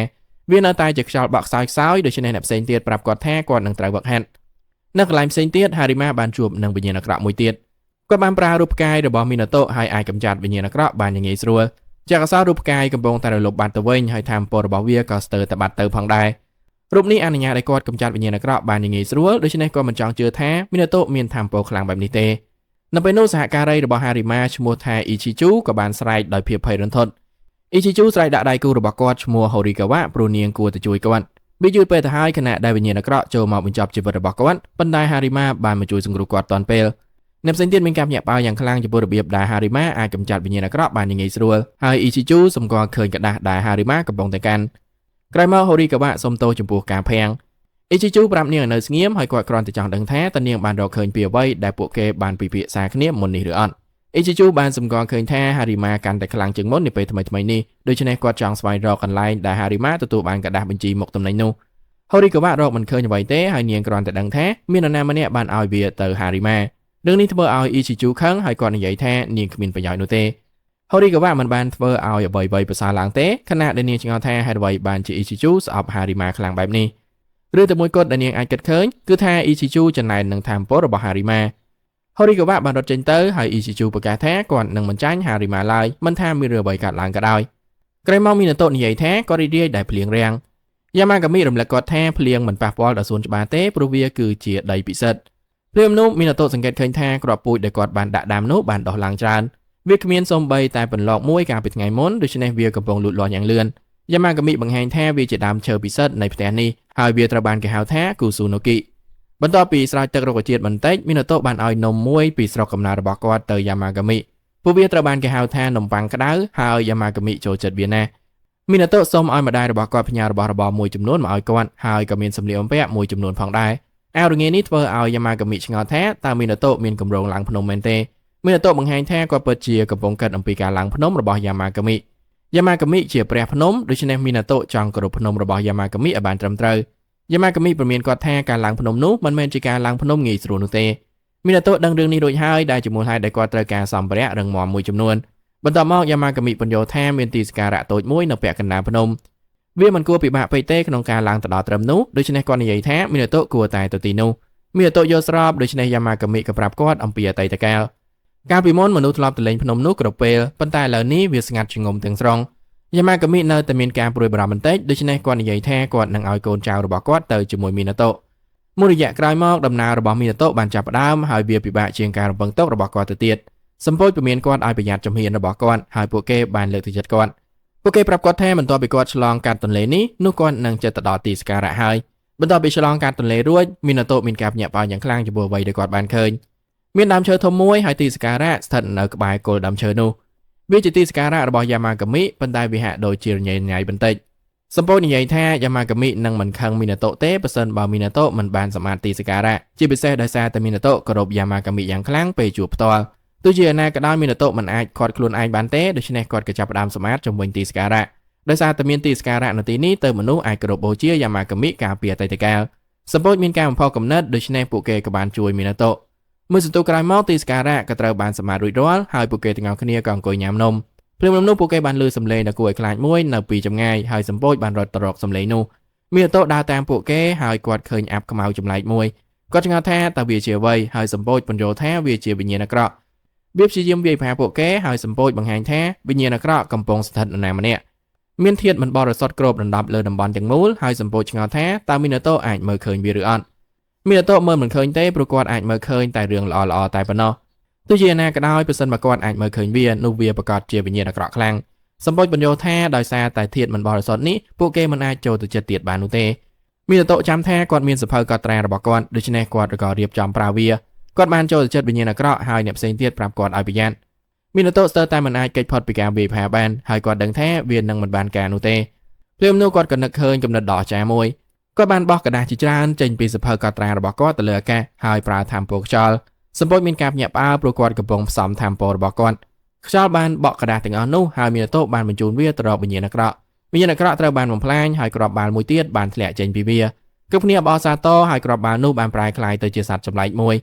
មីណាតូឆ្ងល់ថាតើវាជាសត្វក្តានប្រភេទណាមួយមែនទេប៉ុន្តែវារត់ចេញនៅពេលដែលគាត់ចូលទៅចិត្តវាមីណាតូមានការភ្ញាក់ផ្អើលដែលវាលឿនខ្លាំងព្រោះវាអាចធ្វើដំណើរបានឆ្ងាយណាស់ក្នុងពេលមួយប្រព្រឹត្តភ្នែកមីណាតូមិនតូចចិត្តនឹងការចាក់ចេញរបស់វាទេហើយគាត់គ្រាន់តែរីករាយដែលគាត់អាចជួយវាបានក្រោយមកយ៉ាម៉ាកាមីនិយាយថាគាត់ដឹងគុណចំពោះមីណាតូដែលបានសមាធិសក្ការៈរបស់គាត់មីណាតូនិយាយថាវាមិនមែនជារឿងធំដុំទេហើយគាត់គ្រាន់តែឆ្ងល់ថាតើសត្វនោះជាអ្វីយ៉ាម៉ាកាមីធ្វើជាអាចកំបាំងដោយរាល់ដងខណៈដែលគាត់និយាយថាមីណាតូនឹងដឹងឆាប់ៗនេះព្រាមនោះមីណាតូបានសម្គាល់ឃើញថាដើមឈើនោះបានឈប់លូតលាស់សម្ពោចរំលឹកគាត់ថាវាជាដើមឈើពិសិដ្ឋដូច្នេះវាធ្វើតាមច្បាប់ខុសពីដើមឈើធម្មតារេគីហាក់ដូចជាចង់បានអ្វីមួយហើយគាត់ចង្អុលទៅទ្វារខាងមុខមីណាតូបានទៅមើលថាតើវាជាអ្វីហើយគាត់ញាក់ផ្អើលពេលឃើញសត្វមួយទៀតគាត់ឆ្ងល់ថាតើវាជាសត្វដែលគាត់បានជួយសង្គ្រោះនៅលើភ្នំឬអត់ប៉ុន្តែវាមើលទៅខុសគ្នាឆ្ងាយណាស់មីណាតូហៅវាចូលទៅខាងក្នុងហើយយ៉ាម៉ាកាមីក៏បញ្យល់ថាវាជានរណាវាគឺជាសត្វពិសិដ្ឋមួយក្នុងចំណោមសត្វពិសិដ្ឋទាំង4ដូចជារៃគីដែរសត្វមួយនេះមានឈ្មោះថាអូរីយូហើយវាក៏មានថាមពលខ្លាំងដោយអណ្ដើកដែរព្រាមនោះអូរីយូបានហើរទៅរកដើមឈើវាស្រែកខ្លាំងៗហើយមីណាតូភ្ញាក់ផ្អើលពេលឃើញថាមេឃពោពេញទៅដោយពពកមេឃចាប់ផ្ដើមភ្លៀងហើយមីណាតូមើលដោយភាពមិនជឿព្រោះភ្លៀងនេះអាចធ្លាក់ដល់ដីពិសិដ្ឋបានភ្លៀងបានធ្លាក់មកស្រោចលើដើមឈើពិសិដ្ឋហើយធ្វើឲ្យវាលូតលាស់ធំឡើងឥឡូវនេះដើមឈើមានទំហំធំណាស់ហើយអូរីយូមានអ្វីមួយដែលត្រូវនិយាយសម្ពោចបានបកប្រែហើយពួកគេបញ្យល់ថាអូរីយូចង់រស់នៅក្នុងស្រះនេះមីណាតូយល់ព្រមជាមួយរឿងនេះដរាបណារេគីយល់ស្របដែរហើយរេគីមិនចំទាស់នោះទេមួយសន្ទុះក្រោយមកយើងឃើញថាអូរីយូក៏ចូលចិត្តផឹកស្រាដែររេគីក៏ហាក់ដូចជាសប្បាយចិត្តដែរព្រោះឥឡូវនេះគាត់មានមិត្តផឹកស្រាយ៉ាម៉ាកាមីបញ្យល់ថានាគដឹងគុណចំពោះអ្វីដែលមីណាតូបានធ្វើមីណាតូប្រកាសថាគាត់មិនបានធ្វើអ្វីទេលើកនេះដូច្នេះយ៉ាម៉ាកាមីបញ្យល់ពីអ្វីដែលបានកើតឡើងអូរីយូកំពុងត្រូវបានវិញ្ញាណអាក្រក់សន្ធិដ្ឋហើយហារីម៉ាបានជួយសង្គ្រោះគាត់ដោយកម្ចាត់វាហេតុផលតែមួយគត់ដែលហារីម៉ាអាចធ្វើវាបានគឺដោយសារតែរូបផ្កាយដែលមីណាតូបានគូក្រោយមកហារីម៉ាបានមកលេងមីណាតូដើម្បីទិញយ័ន្តបន្ថែមទៀតពួកគេបានធ្វើបែបនេះពី3ដងមកហើយមីណាតូបានអរគុណហារីម៉ាដែលបានយកអំណោយមកជារៀងរាល់ពេលហារីម៉ានិយាយថារូបផ្កាយដំណើរការបានល្អជាងអ្វីដែលគាត់ធ្លាប់សម័យប៉ុន្តែថ្ងៃនេះគាត់ចង់បានអ្វីផ្សេងគាត់ចង់ឲ្យមីណាតូគូររូបកាឡាម្ដងដូច្នេះមីណាតូក៏ធ្វើតាមនៅយប់នោះបរិសម្នាក់បានបង្ហាញថាហារីម៉ាកំពុងតែល្បីខ្លាំងនៅពេលថ្មីៗនេះគាត់បានកម្ចាត់វិញ្ញាណអាក្រក់យ៉ាងច្រើនហើយគ្រប់យ៉ាងគឺដោយសារតែមានយ័ន្តដែលគាត់ទទួលបានជាបន្តបន្ទាប់បរិសម្នាក់នោះបង្ហាញថាយ័ន្តទាំងនោះប្រហែលជាពិបាកកាន់ណាស់ព្រោះវាធ្វើចេញពីกระดาษពួកវាស្ដើងហើយវាហាក់ដូចជាពិបាកគប់ហារីម៉ាយល់ស្របដែលជាមូលហេតុដែលលើកនេះគាត់សុំជាប្រភេទនាមបានវិញនៅពេលនោះបរិសម្នាក់នោះបានព្រមានហារីម៉ាថាគាត់ត្រូវមានការប្រុងប្រយ័ត្នប្រសិនបើអ្នកដទៃដឹងអំពីបរិសម្នាក់ដែលលក់យ័ន្តឲ្យគាត់នោះគាត់នឹងធ្វើឲ្យជនស៊ីវិលម្នាក់ជួបបញ្ហាជាក់ស្ដែងគាត់និយាយថាវាប្រហែលជាយឺតពេលទៅហើយអ៊ីជីជូបានឃើញថាមពលនោះរួចហើយអ៊ីជីជូពិតជាមានការស្អប់ខ្ពើមចំពោះហារីម៉ាមានការញាក់បាយ៉ាងខ្លាំងពេលឮដំណឹងនេះហើយបរិសម្នាក់នោះគ្រាន់តែសង្ឃឹមថាគ្មានអ្វីអាក្រក់កើតឡើងទៅចោះនៅកន្លែងផ្សេងទៀតមីណាតូដើរកាត់ទីក្រុងហើយគាត់បានជួបអ៊ីជីជូសម្លឹងមើលមីណាតូជាមួយនឹងទឹកមុខខឹងហើយមីណាតូឆ្ងល់ថាតើបរិសម្នាក់នោះមានបញ្ហាអ្វីមែនទេអ៊ីជីជូមានស្នាមញញឹមដ៏អាក្រក់នៅលើមុខរបស់គាត់ហើយយើងឃើញថាគាត់បានបិទអ្វីមួយនៅលើខ្នងរបស់មីណាតូមួយរយៈក្រោយមកមីណាតូបានសាកល្បងប្រើឧបករណ៍សរសេរអក្សរប្រភេទផ្សេងៗគ្នាមួយចំនួនគាត់សម្រេចចិត្តថាបិចបែបជក់មានអារម្មណ៍ថាស័ក្តិសមបំផុតសម្រាប់គាត់ភ្លាមនោះយ៉ាម៉ាកាមីបានសម្គាល់ឃើញកណ្ដាស់មួយសន្លឹកអណ្ដែតគាត់គិតអំពីរឿងដែលមុននេះបន្តិចហារីម៉ាបានមកលេង Harima មានការព្រួយបារម្ភថាមានអ្វីមួយអាចនឹងកើតឡើងហើយគាត់ឆ្ងល់ថាតើ Minato បានកត់សម្គាល់អ្វីចម្លែកដែរទេអ្វីៗគឺល្អធម្មតាទាំងអស់សម្រាប់ Minato ដូច្នេះ Harima ក៏ពន្យល់ពីអ្វីដែលកំពុងកើតឡើងគាត់មានមិត្តរួមការងារដែលគួរឲ្យរំខានម្នាក់ដែលចាត់ទុកគាត់ដូចជាសត្រូវបរិសម្នាក់នោះបានឃើញយ័ន្តដែល Minato គូហើយគាត់មានអាកប្បកិរិយាគួរឲ្យសង្ស័យតាំងពីពេលនោះមក Harima បានសុំទោសហើយបានព្រមានថាឈ្មោះរបស់បុរសនោះគឺ Ichijo គាត់បានប្រើ Shikigami ដើម្បីតាមដាន Harima បានកម្ចាត់ពួកវារាល់ពេលដែលគាត់ឃើញពួកវាប៉ុន្តែគាត់បានព្រមាន Minato ឲ្យប្រុងប្រយ័ត្ន Yamakami មិនព្រមឲ្យពួកតូចតាចរំខាន Minato ទេដូច្នេះគាត់ក៏បំផ្លាញ Shikigami នោះចោលក្រោយមកយើងឃើញថា Ichijo បានប្រើ Shikigami របស់គាត់ដើម្បីស្វែងរកផ្ទះរបស់ Minato គាត់មានគម្រោងទិញយ័ន្តទាំងអស់របស់ Minato ឬឲ្យ Minato បង្កើតយ័ន្តសម្រាប់តែគាត់ម្នាក់ប៉ុណ្ណោះភ្លាមនោះ Horikawa បានលើសំឡេងកណ្ដឹងហើយនាងមានការភ្ញាក់ផ្អើលយ៉ាងខ្លាំងចំពោះពន្លឺព័ទ្ធជុំវិញផ្ទះរបស់ Minato Ichijo ទាមទារឲ្យ Minato ចេញមកក្រៅព្រោះគាត់មកទីនេះដើម្បីជួបនឹង Minato Horikawa មានការព្រួយបារម្ភព្រោះ Ichijo កំពុងតែធ្វើជ្រុលពេកខណៈដែលគាត់រៀបនឹងទាត់ទ្វាររឿងនេះមិនល្អសម្រាប់គាត់ទេពីព្រោះមិនយូរប៉ុន្មានគាត់បានឃើញខ្លួនឯងនៅកន្លែងចម្លែកមួយ Horikawa មិនដឹងនៅកន្លែងណាទេហើយ Ichijo មិនដឹងថាគាត់នៅណាឡើយគាត់រត់ដោយតក់ស្លុតប៉ុន្តែគាត់មិនអាចរត់ចេញពីកន្លែងនោះបានទេផ្ទុយទៅវិញគាត់បានជំពប់ជើងដួលហើយបាត់បង់ជីវិតនៅទីបំផុតគាត់បានភ្ញាក់ឡើងហើយឃើញថាគាត់កំពុងនៅមុខទីសក្ការៈពីមុននោះនាឡិការបស់គាត់ក៏បានដើរត្រឡប់ក្រោយផងដែរដូច្នេះគាត់ឆ្ងល់ថាតើវាខូចមែនទេខ្យល់នៅជុំវិញគាត់ចាប់ផ្ដើមបក់ហើយសំឡេងកណ្ដឹងបានធ្វើឲ្យគាត់ភ័យខ្លាចយ៉ាងខ្លាំងត្រឡប់មក Minato វិញគាត់បន្តសាកល្បងឧបករណ៍សរសេរប្រភេទផ្សេងៗគ្នា Yamakami មើលទស្សនាបដីមួយដោយធម្មតាហើយគាត់រីករាយពេលដឹងថាក្រុមហ៊ុនលក់នំដែលគាត់ចូលចិត្តទើបតែចេញផលិតផលថ្មីមួយអ្នកទាំងពីរបានទៅហាងនោះដើម្បីទិញវាហើយ Minato បានបង្ហាញថានេះជាការដើរលេងលើកដំបូងរបស់ពួកគេជាមួយគ្នាគាត់មានអារម្មណ៍រៀងភ័យបន្តិចប៉ុន្តែ Yamakami រំលឹក Minato ថាមានតែមនុស្សមួយចំនួនតូចប៉ុណ្ណោះដែលអាចមើលឃើញគាត់ពេលនោះក្មេងស្រីម្នាក់ក៏សម្គាល់ថាមានអ្វីមួយមានក្លិនល្អណាស់នាងនិយាយថាវាមានក្លិនដូចភ្នំប៉ុន្តែមិត្តរបស់នាងមិនធំក្លិនអ្វីទាំងអស់ស្ត្រីចំណាស់ម្នាក់អាចមានអារម្មណ៍អ្វីមួយដូច្នេះនាងក៏ចាប់ផ្ដើមបួងសួងភ្លាមៗរឿងនេះធ្វើឲ្យ Minato ឆ្ងល់ថាតើមានតែមនុស្សដែលមានចិត្តបរិសុទ្ធទើបអាចមានអារម្មណ៍ពី Yamakami មែនទេ Minato ចង់ដើរលេងដូច្នេះគាត់ក៏នាំ Yamakami ទៅហាងផ្សេងៗ Minato ចង់ទិញចានប្រណិតមួយឲ្យ Yamakami ប៉ុន្តែ Yamakami និយាយថាគាត់អាចប្រើចានដែលពួកគេមាននៅផ្ទះបាន Minato គិតថាការដែលផឹកពីចាននោះគឺជារឿងអាម៉ាស់ពីព្រោះព្រះដូចជា Yamakami សមនឹងទទួលបានអ្វីដែលស័ក្តិសមជាងនោះ Minato ចង់ទិញខ្នើយឲ្យ Yamakami វិញម្ដងប៉ុន្តែ Yamakami និយាយថាគាត់មិនត្រូវការវាទេគាត់ជាព្រះភ្នំហើយការរស់នៅក្នុងព្រៃអស់ជាច្រើនសតវត្សបានធ្វើឲ្យគាត់រឹងមាំទោះជាយ៉ាងណាក៏ដោយ Yamakami បានផ្លាស់ប្ដូរចិត្តភ្លាមៗនៅពេលដែលគាត់មានអារម្មណ៍ថាខ្នើយនេះមានផាសុកភាពខ្លាំងប៉ុណ្ណាខ្នើយនេះតូចពេកដូច្នេះ Minato និយាយថាពួកគេនឹងកំងទិញខ្នើយដែលត្រូវតាមតម្រូវខ្នាតរបស់ Yamakami ទីបំផុតពួកគេបានមកដល់ហាងលក់នំហើយបរិះនោះស្គាល់ Minato ជាបរិះដែលបានផ្លាស់មករស់នៅក្បែរភ្នំ Yamakami មានសំណើមួយដូច្នេះគាត់ប្រាប់ Minato ឲ្យប្រាប់បរិះនោះកុំឲ្យប្រើម្សៅសណ្តែកក្រាស់នៅក្នុងផលិតផលថ្មីបន្ទាប់ពីបកគលនំបរិះនោះសួរថាតើ Minato បានឡើងលើភ្នំហើយឬនៅ Minato បញ្ជាក់ថាគាត់ធ្លាប់ឡើងរួចហើយដូច្នេះបរិះនោះសួរថាតើគាត់បានឃើញអ្វីមួយនៅទីនោះដែរទេ Minato មិនយល់ទេដូច្នេះបរិះនោះបង្ហាញថាគាត់កំពុងនិយាយអំពីឆ្កែទេពនៅលើភ្នំ Yamakami ត្រូវបានគេប្រមាថព្រោះតាមពិតគាត់គឺជាចចកហើយ Minato និយាយថាគាត់មិនដែលឃើញអ្វីបែបនោះទេបរិះនោះបញ្យល់ថានៅលើភ្នំនោះមានឆ្កែទេពមួយក្បាលដែលមានចិត្តល្អការបរិះនោះនៅក្មេងគាត់បានបង្វេរនៅលើភ្នំហើយបានរកឃើញទីសក្ការៈតូចមួយមុនពេលគាត់អាចចូលទៅជិតវាបានឆ្កែយក្សមួយក្បាលបានចេញមកហើយវាក៏បានព្រុសដាក់គាត់បានរត់ដើម្បីរក្សាជីវិតប៉ុន្តែឆ្កែនោះបានរកឃើញគាត់ហើយព្រុសដាក់គាត់ម្ដងទៀតគាត់បន្តរត់ហើយព្រះក៏បន្តព្រុសដាក់គាត់នៅទីបំផុតគាត់បានរកឃើញផ្លូវចេញពីភ្នំហើយនោះជាពេលដែលគាត់បានដឹងរឿងមួយឆ្កែនោះមិនបានធ្វើបាបគាត់ទេតែតាមពិតវាកំពុងតែបង្ហាញផ្លូវចេញពីភ្នំដោយសារការដឹងគុណឥឡូវនេះបរិះនោះក៏ហៅគាត់ថាឆ្កែទេពដើម្បីជាការអរគុណសម្រាប់ការជួយគាត់តែងតែទៅទីសក្ការៈនោះដើម្បីថ្វាយនំបន្ទាប់ពីពួកគេចាកចេញពីហាង Minato និយាយថាគាត់បានសម្គាល់ឃើញថាម្ចាស់ហាងមើលទៅល្អជាងមុន Yamakami បញ្យល់ថាដោយសារតែការឈឺចាប់ពីសរីរាង្គខាងក្នុងរបស់គាត់ម្ចាស់ហាងបានឈប់ញ៉ាំអាហារបំពងដែលជាអាហារដែលគាត់ចូលចិត្តទឹកចិត្តរបស់គាត់ធ្លាក់ចុះហើយទាំងរាងកាយនិងវិញ្ញាណរបស់គាត់ក៏ចុះខ្សោយផងដែរជាក់ស្ដែងសូម្បីតែព្រះដូចជា Yamakami ក៏មិនអាចបត់បែនយន្តការនៃការស្លាប់របស់មនុស្សបានដែរទោះជាយ៉ាងណាក៏ដោយគាត់មានថាមពលដ៏អស្ចារ្យដូច្នេះគាត់បានផ្ដល់ឲ្យម្ចាស់ហាងនៅរាងកាយដែលមានសុខភាពល្អរបស់គាត់មកវិញដើម្បីឲ្យគាត់អាចរីករាយនឹងពេលវេលាចុងក្រោយរបស់គាត់ Minato មានការភ្ញាក់ផ្អើលយ៉ាងខ្លាំងពីព្រោះការរស់ឡើងវិញរបស់ម្ចាស់ហាងគឺដោយសារតែថាមពលរបស់ Yamakami ពេលពួកគេត្រឡប់មកដល់ផ្ទះវិញ Minato បានចេញទៅងូតទឹកខណៈដែល Yamakami រៀបនឹងញ៉ាំនំដែលទើបតែចេញថ្មីនោះគាត់សម្លឹងមើលកណ្ដឹងហើយគាត់និយាយថាអ្វីៗដំណើរការយ៉ាងល្អឥតខ្ចោះភ្លាមនោះ Ichijo ភ្ញាក់ឡើងហើយគាត់ឃើញខ្លួនឯងនៅមុខទីសក្ការៈនោះម្ដងទៀតគាត់បន្ត Harima ដែលធ្វើឲ្យគាត់ជាប់នៅទីនេះប៉ុន្តែគាត់ឆ្ងល់ថាតើវាពិតជានរណាម្នាក់មកពីផ្ទះរបស់ Minato ឬអត់ គាត់លឺសំឡេងកណ្ដឹងដ៏គួរឲ្យខ្លាចហើយជីវិតរបស់គាត់ក៏ឈានដល់ទីបញ្ចប់ម្ដងទៀតជីវិតរបស់គាត់បន្តបញ្ចប់តាមរបៀបផ្សេងៗគ្នាហើយជីវិតនីមួយៗគឺគួរឲ្យខ្លាចជាងពេលមុនទៅទៀត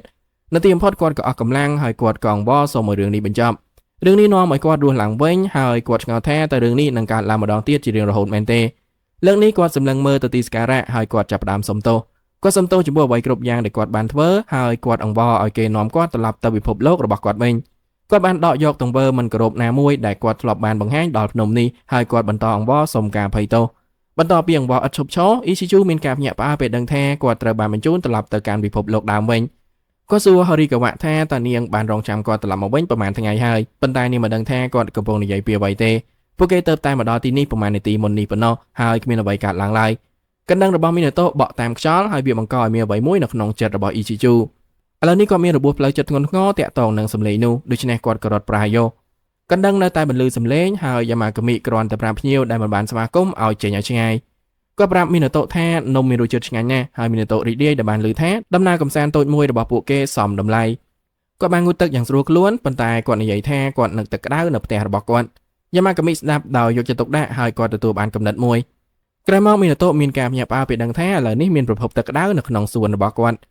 យ៉ាម៉ាកាមីបបួលគាត់ឲ្យចូលត្រាំទឹកដូច្នេះមីណាតូក៏បានអរគុណយ៉ាម៉ាកាមីចំពោះអ្វីដែលគាត់បានធ្វើមីណាតូសួរថាតើអណ្ដើកហើយនឹងនាគនៅឯណាដូច្នេះយ៉ាម៉ាកាមីសន្មតថាពួកគេកំពុងតែដេកលក់នៅបាតស្រះគាត់បង្ហាញថាពួកគេទាំង3នាក់បាននៅពេញមួយយប់ដើម្បីបង្កើតប្រភពទឹកក្តៅនេះហើយបានស្វឹងមីណាតូពិតជាចូលចិត្តប្រភពទឹកក្តៅនេះដូច្នេះគាត់ក្រុមរំលឹកខ្លួនឯងឲ្យអរគុណអ្នកដទៃទៀតនៅពេលក្រោយបន្ទាប់ពីងូតទឹករួចសម្ពោចមួយបានមកប្រាប់គាត់ថាពួកគេមានបញ្ហាមានភ្ញៀវម្នាក់ទៀតហើយអរយូបញ្ជាក់ថាវាជាម្នាក់ដែលពួកគេស្គាល់នៅមាត់ទ្វារខាងមុខមីណាតូបានឃើញសត្វដែលគាត់បានឃើញដំបូងនៅលើភ្នំសត្វមួយនេះពិតជាអៀនយ៉ាងខ្លាំងដូច្នេះសម្ពោចត្រូវតែនិយាយជំនួសវាសត្វនេះចង់ដឹងថាតើវាអាចចូលទៅក្នុងសួនរបស់មីណាតូបានដែរទេហើយមីណាតូនិយាយថាគាត់យល់ព្រមឈ្មោះរបស់គាត់គឺឃីរីនហើយគាត់ញ័រយ៉ាងខ្លាំងនៅពេលដែលគាត់និយាយសម្ពោចបកប្រែម្ដងទៀតហើយបង្ហាញថាឃីរីនគ្រាន់តែចង់អរគុណមីណាតូដែលបានជួយគាត់កាលពីថ្ងៃមុនដោយសារតែមានមីណាតូទើបគាត់អាចទទួលបានស្មារតីខ្លួនឯងឡើងវិញគាត់មានការដឹងគុណយ៉ាងខ្លាំងហើយគាត់នឹងមិនបំភ្លេចទឹកចិត្តល្អរបស់មីណាតូឡើយមីណាតូប្រាប់គាត់ថាវាមិនមែនជារឿងធំដុំអីទេប៉ុន្តែឃីរីននៅតែគិតអំពីវិធីផ្សេងៗដើម្បីនិយាយអរគុណ30នាទីក្រោយមកយើងឃើញថាឃីរីននៅតែបន្ត30នាទីបន្ទាប់ពីនោះឃីរីនមិនបានបង្ហាញសញ្ញានៃការបន្ថយល្បឿនទេខណៈដែលគាត់បានបន្តវិភាគអំពីរឿងគ្រប់ប្រភេទជាចុងក្រោយគាត់បានបញ្ចប់ដោយនិយាយថាគាត់ចង់ផ្ដល់ឲ្យមីណាតូនៅសញ្ញាតូចមួយនៃការដឹងគុណគាត់និយាយថាគាត់នឹងតែងតាំងមីណាតូជាអ្នកគ្រប់គ្រងដោយពាក់កណ្ដាលនៃពិភពលោកស្ថិតនៅក្រោមការគ្រប់គ្រងរបស់មីណាតូមិនអាចសម័យឃើញថាវានឹងទៅជាយ៉ាងណានោះទេហើយគាត់បដិសេធដោយសមរម្យឃីរីនមិនអាចយល់ពីមូលហេតុដែលមីណាតូមិនចង់គ្រប់គ្រងពាក់កណ្ដាលនៃពិភពលោកនោះទេហើយគាត់បង្ហាញពីភាពអាក្រក់របស់មនុស្សពួកគេគឺជាពូជសាសអាក្រក់និងប្រៃផ្សៃដែលប្រយុទ្ធគ្នាដណ្ដើមទឹកដីនិងធនធានហើយលុបបំបាត់ពូជសាសរបស់ខ្លួនឯងព្រះដតីទៀតបញ្យល់ថាមីណាតូមិនមានភាពលោភលន់បែបនោះទេពួកគេធ្វើឲ្យឃីរីនស្ងប់អារម្មណ៍ដូច្នេះមីណាតូក៏អរគុណពួកគេមីណាតូសម្គាល់ឃើញថាអ្នកទាំងពីរនេះធំជាងមុនដូច្នេះពួកគេបញ្យល់ថាពួកគេកំពុងត្រឡប់ទៅរករូបរាងដែលពួកគេធ្លាប់មានវិញគ្រប់យ៉ាងគឺដោយសារតែមានមីណាតូប៉ុន្តែមីណាតូបង្ហាញថាគាត់មិនបានធ្វើអ្វីទេពួកគេបង្ហាញថាវាដោយសារតែគាត់ទទួលស្គាល់ពួកគេគាត់ក៏គោរពពួកគេផងដែរដូច្នេះវាពង្រឹងវត្តមានរបស់ពួកគេនៅក្នុងពិភពលោកនេះជាការអរគុណពួកគេបានឲ្យម្ហូបឆ្ងាញ់មួយទៅមីណាតូបន្ទាប់មកមីណាតូប្រើថាមពលខ្យល់ហើយហ្វូជីនរីករាយពេលឃើញថាឥឡូវនេះគាត់អាចគ្រប់គ្រងវាបានប្រសើរជាងមុនទោះជាយ៉ាងណាក៏ដោយគាត់អាចប្រាប់បានថាមីណាតូកំពុងបង្ក្រាបថាមពលរបស់គាត់សួរថាតើមីណាតូខ្លាចមែនទេព្រោះមីណាតូព្រួយបារម្ភអំពីការធ្វើឲ្យអ្នកដទៃឈឺចាប់ជាសំណាងល្អហ្វូជីនមានដំណោះស្រាយសម្រាប់រឿងនេះបើសិនបើមីណាតូប្រើកម្លាំងពេញលេញរបស់គាត់ឲ្យបានម្ដងដើម្បីដឹងពីដែនកំណត់របស់វាបែបណានោះវាអាចជួយឲ្យគាត់គ្រប់គ្រងវាបានកាន់តែងាយស្រួលមុនពេលគាត់អាចសាកល្បងវាបានមីណាតូបានទទួលសារពីម្ដាយរបស់គាត់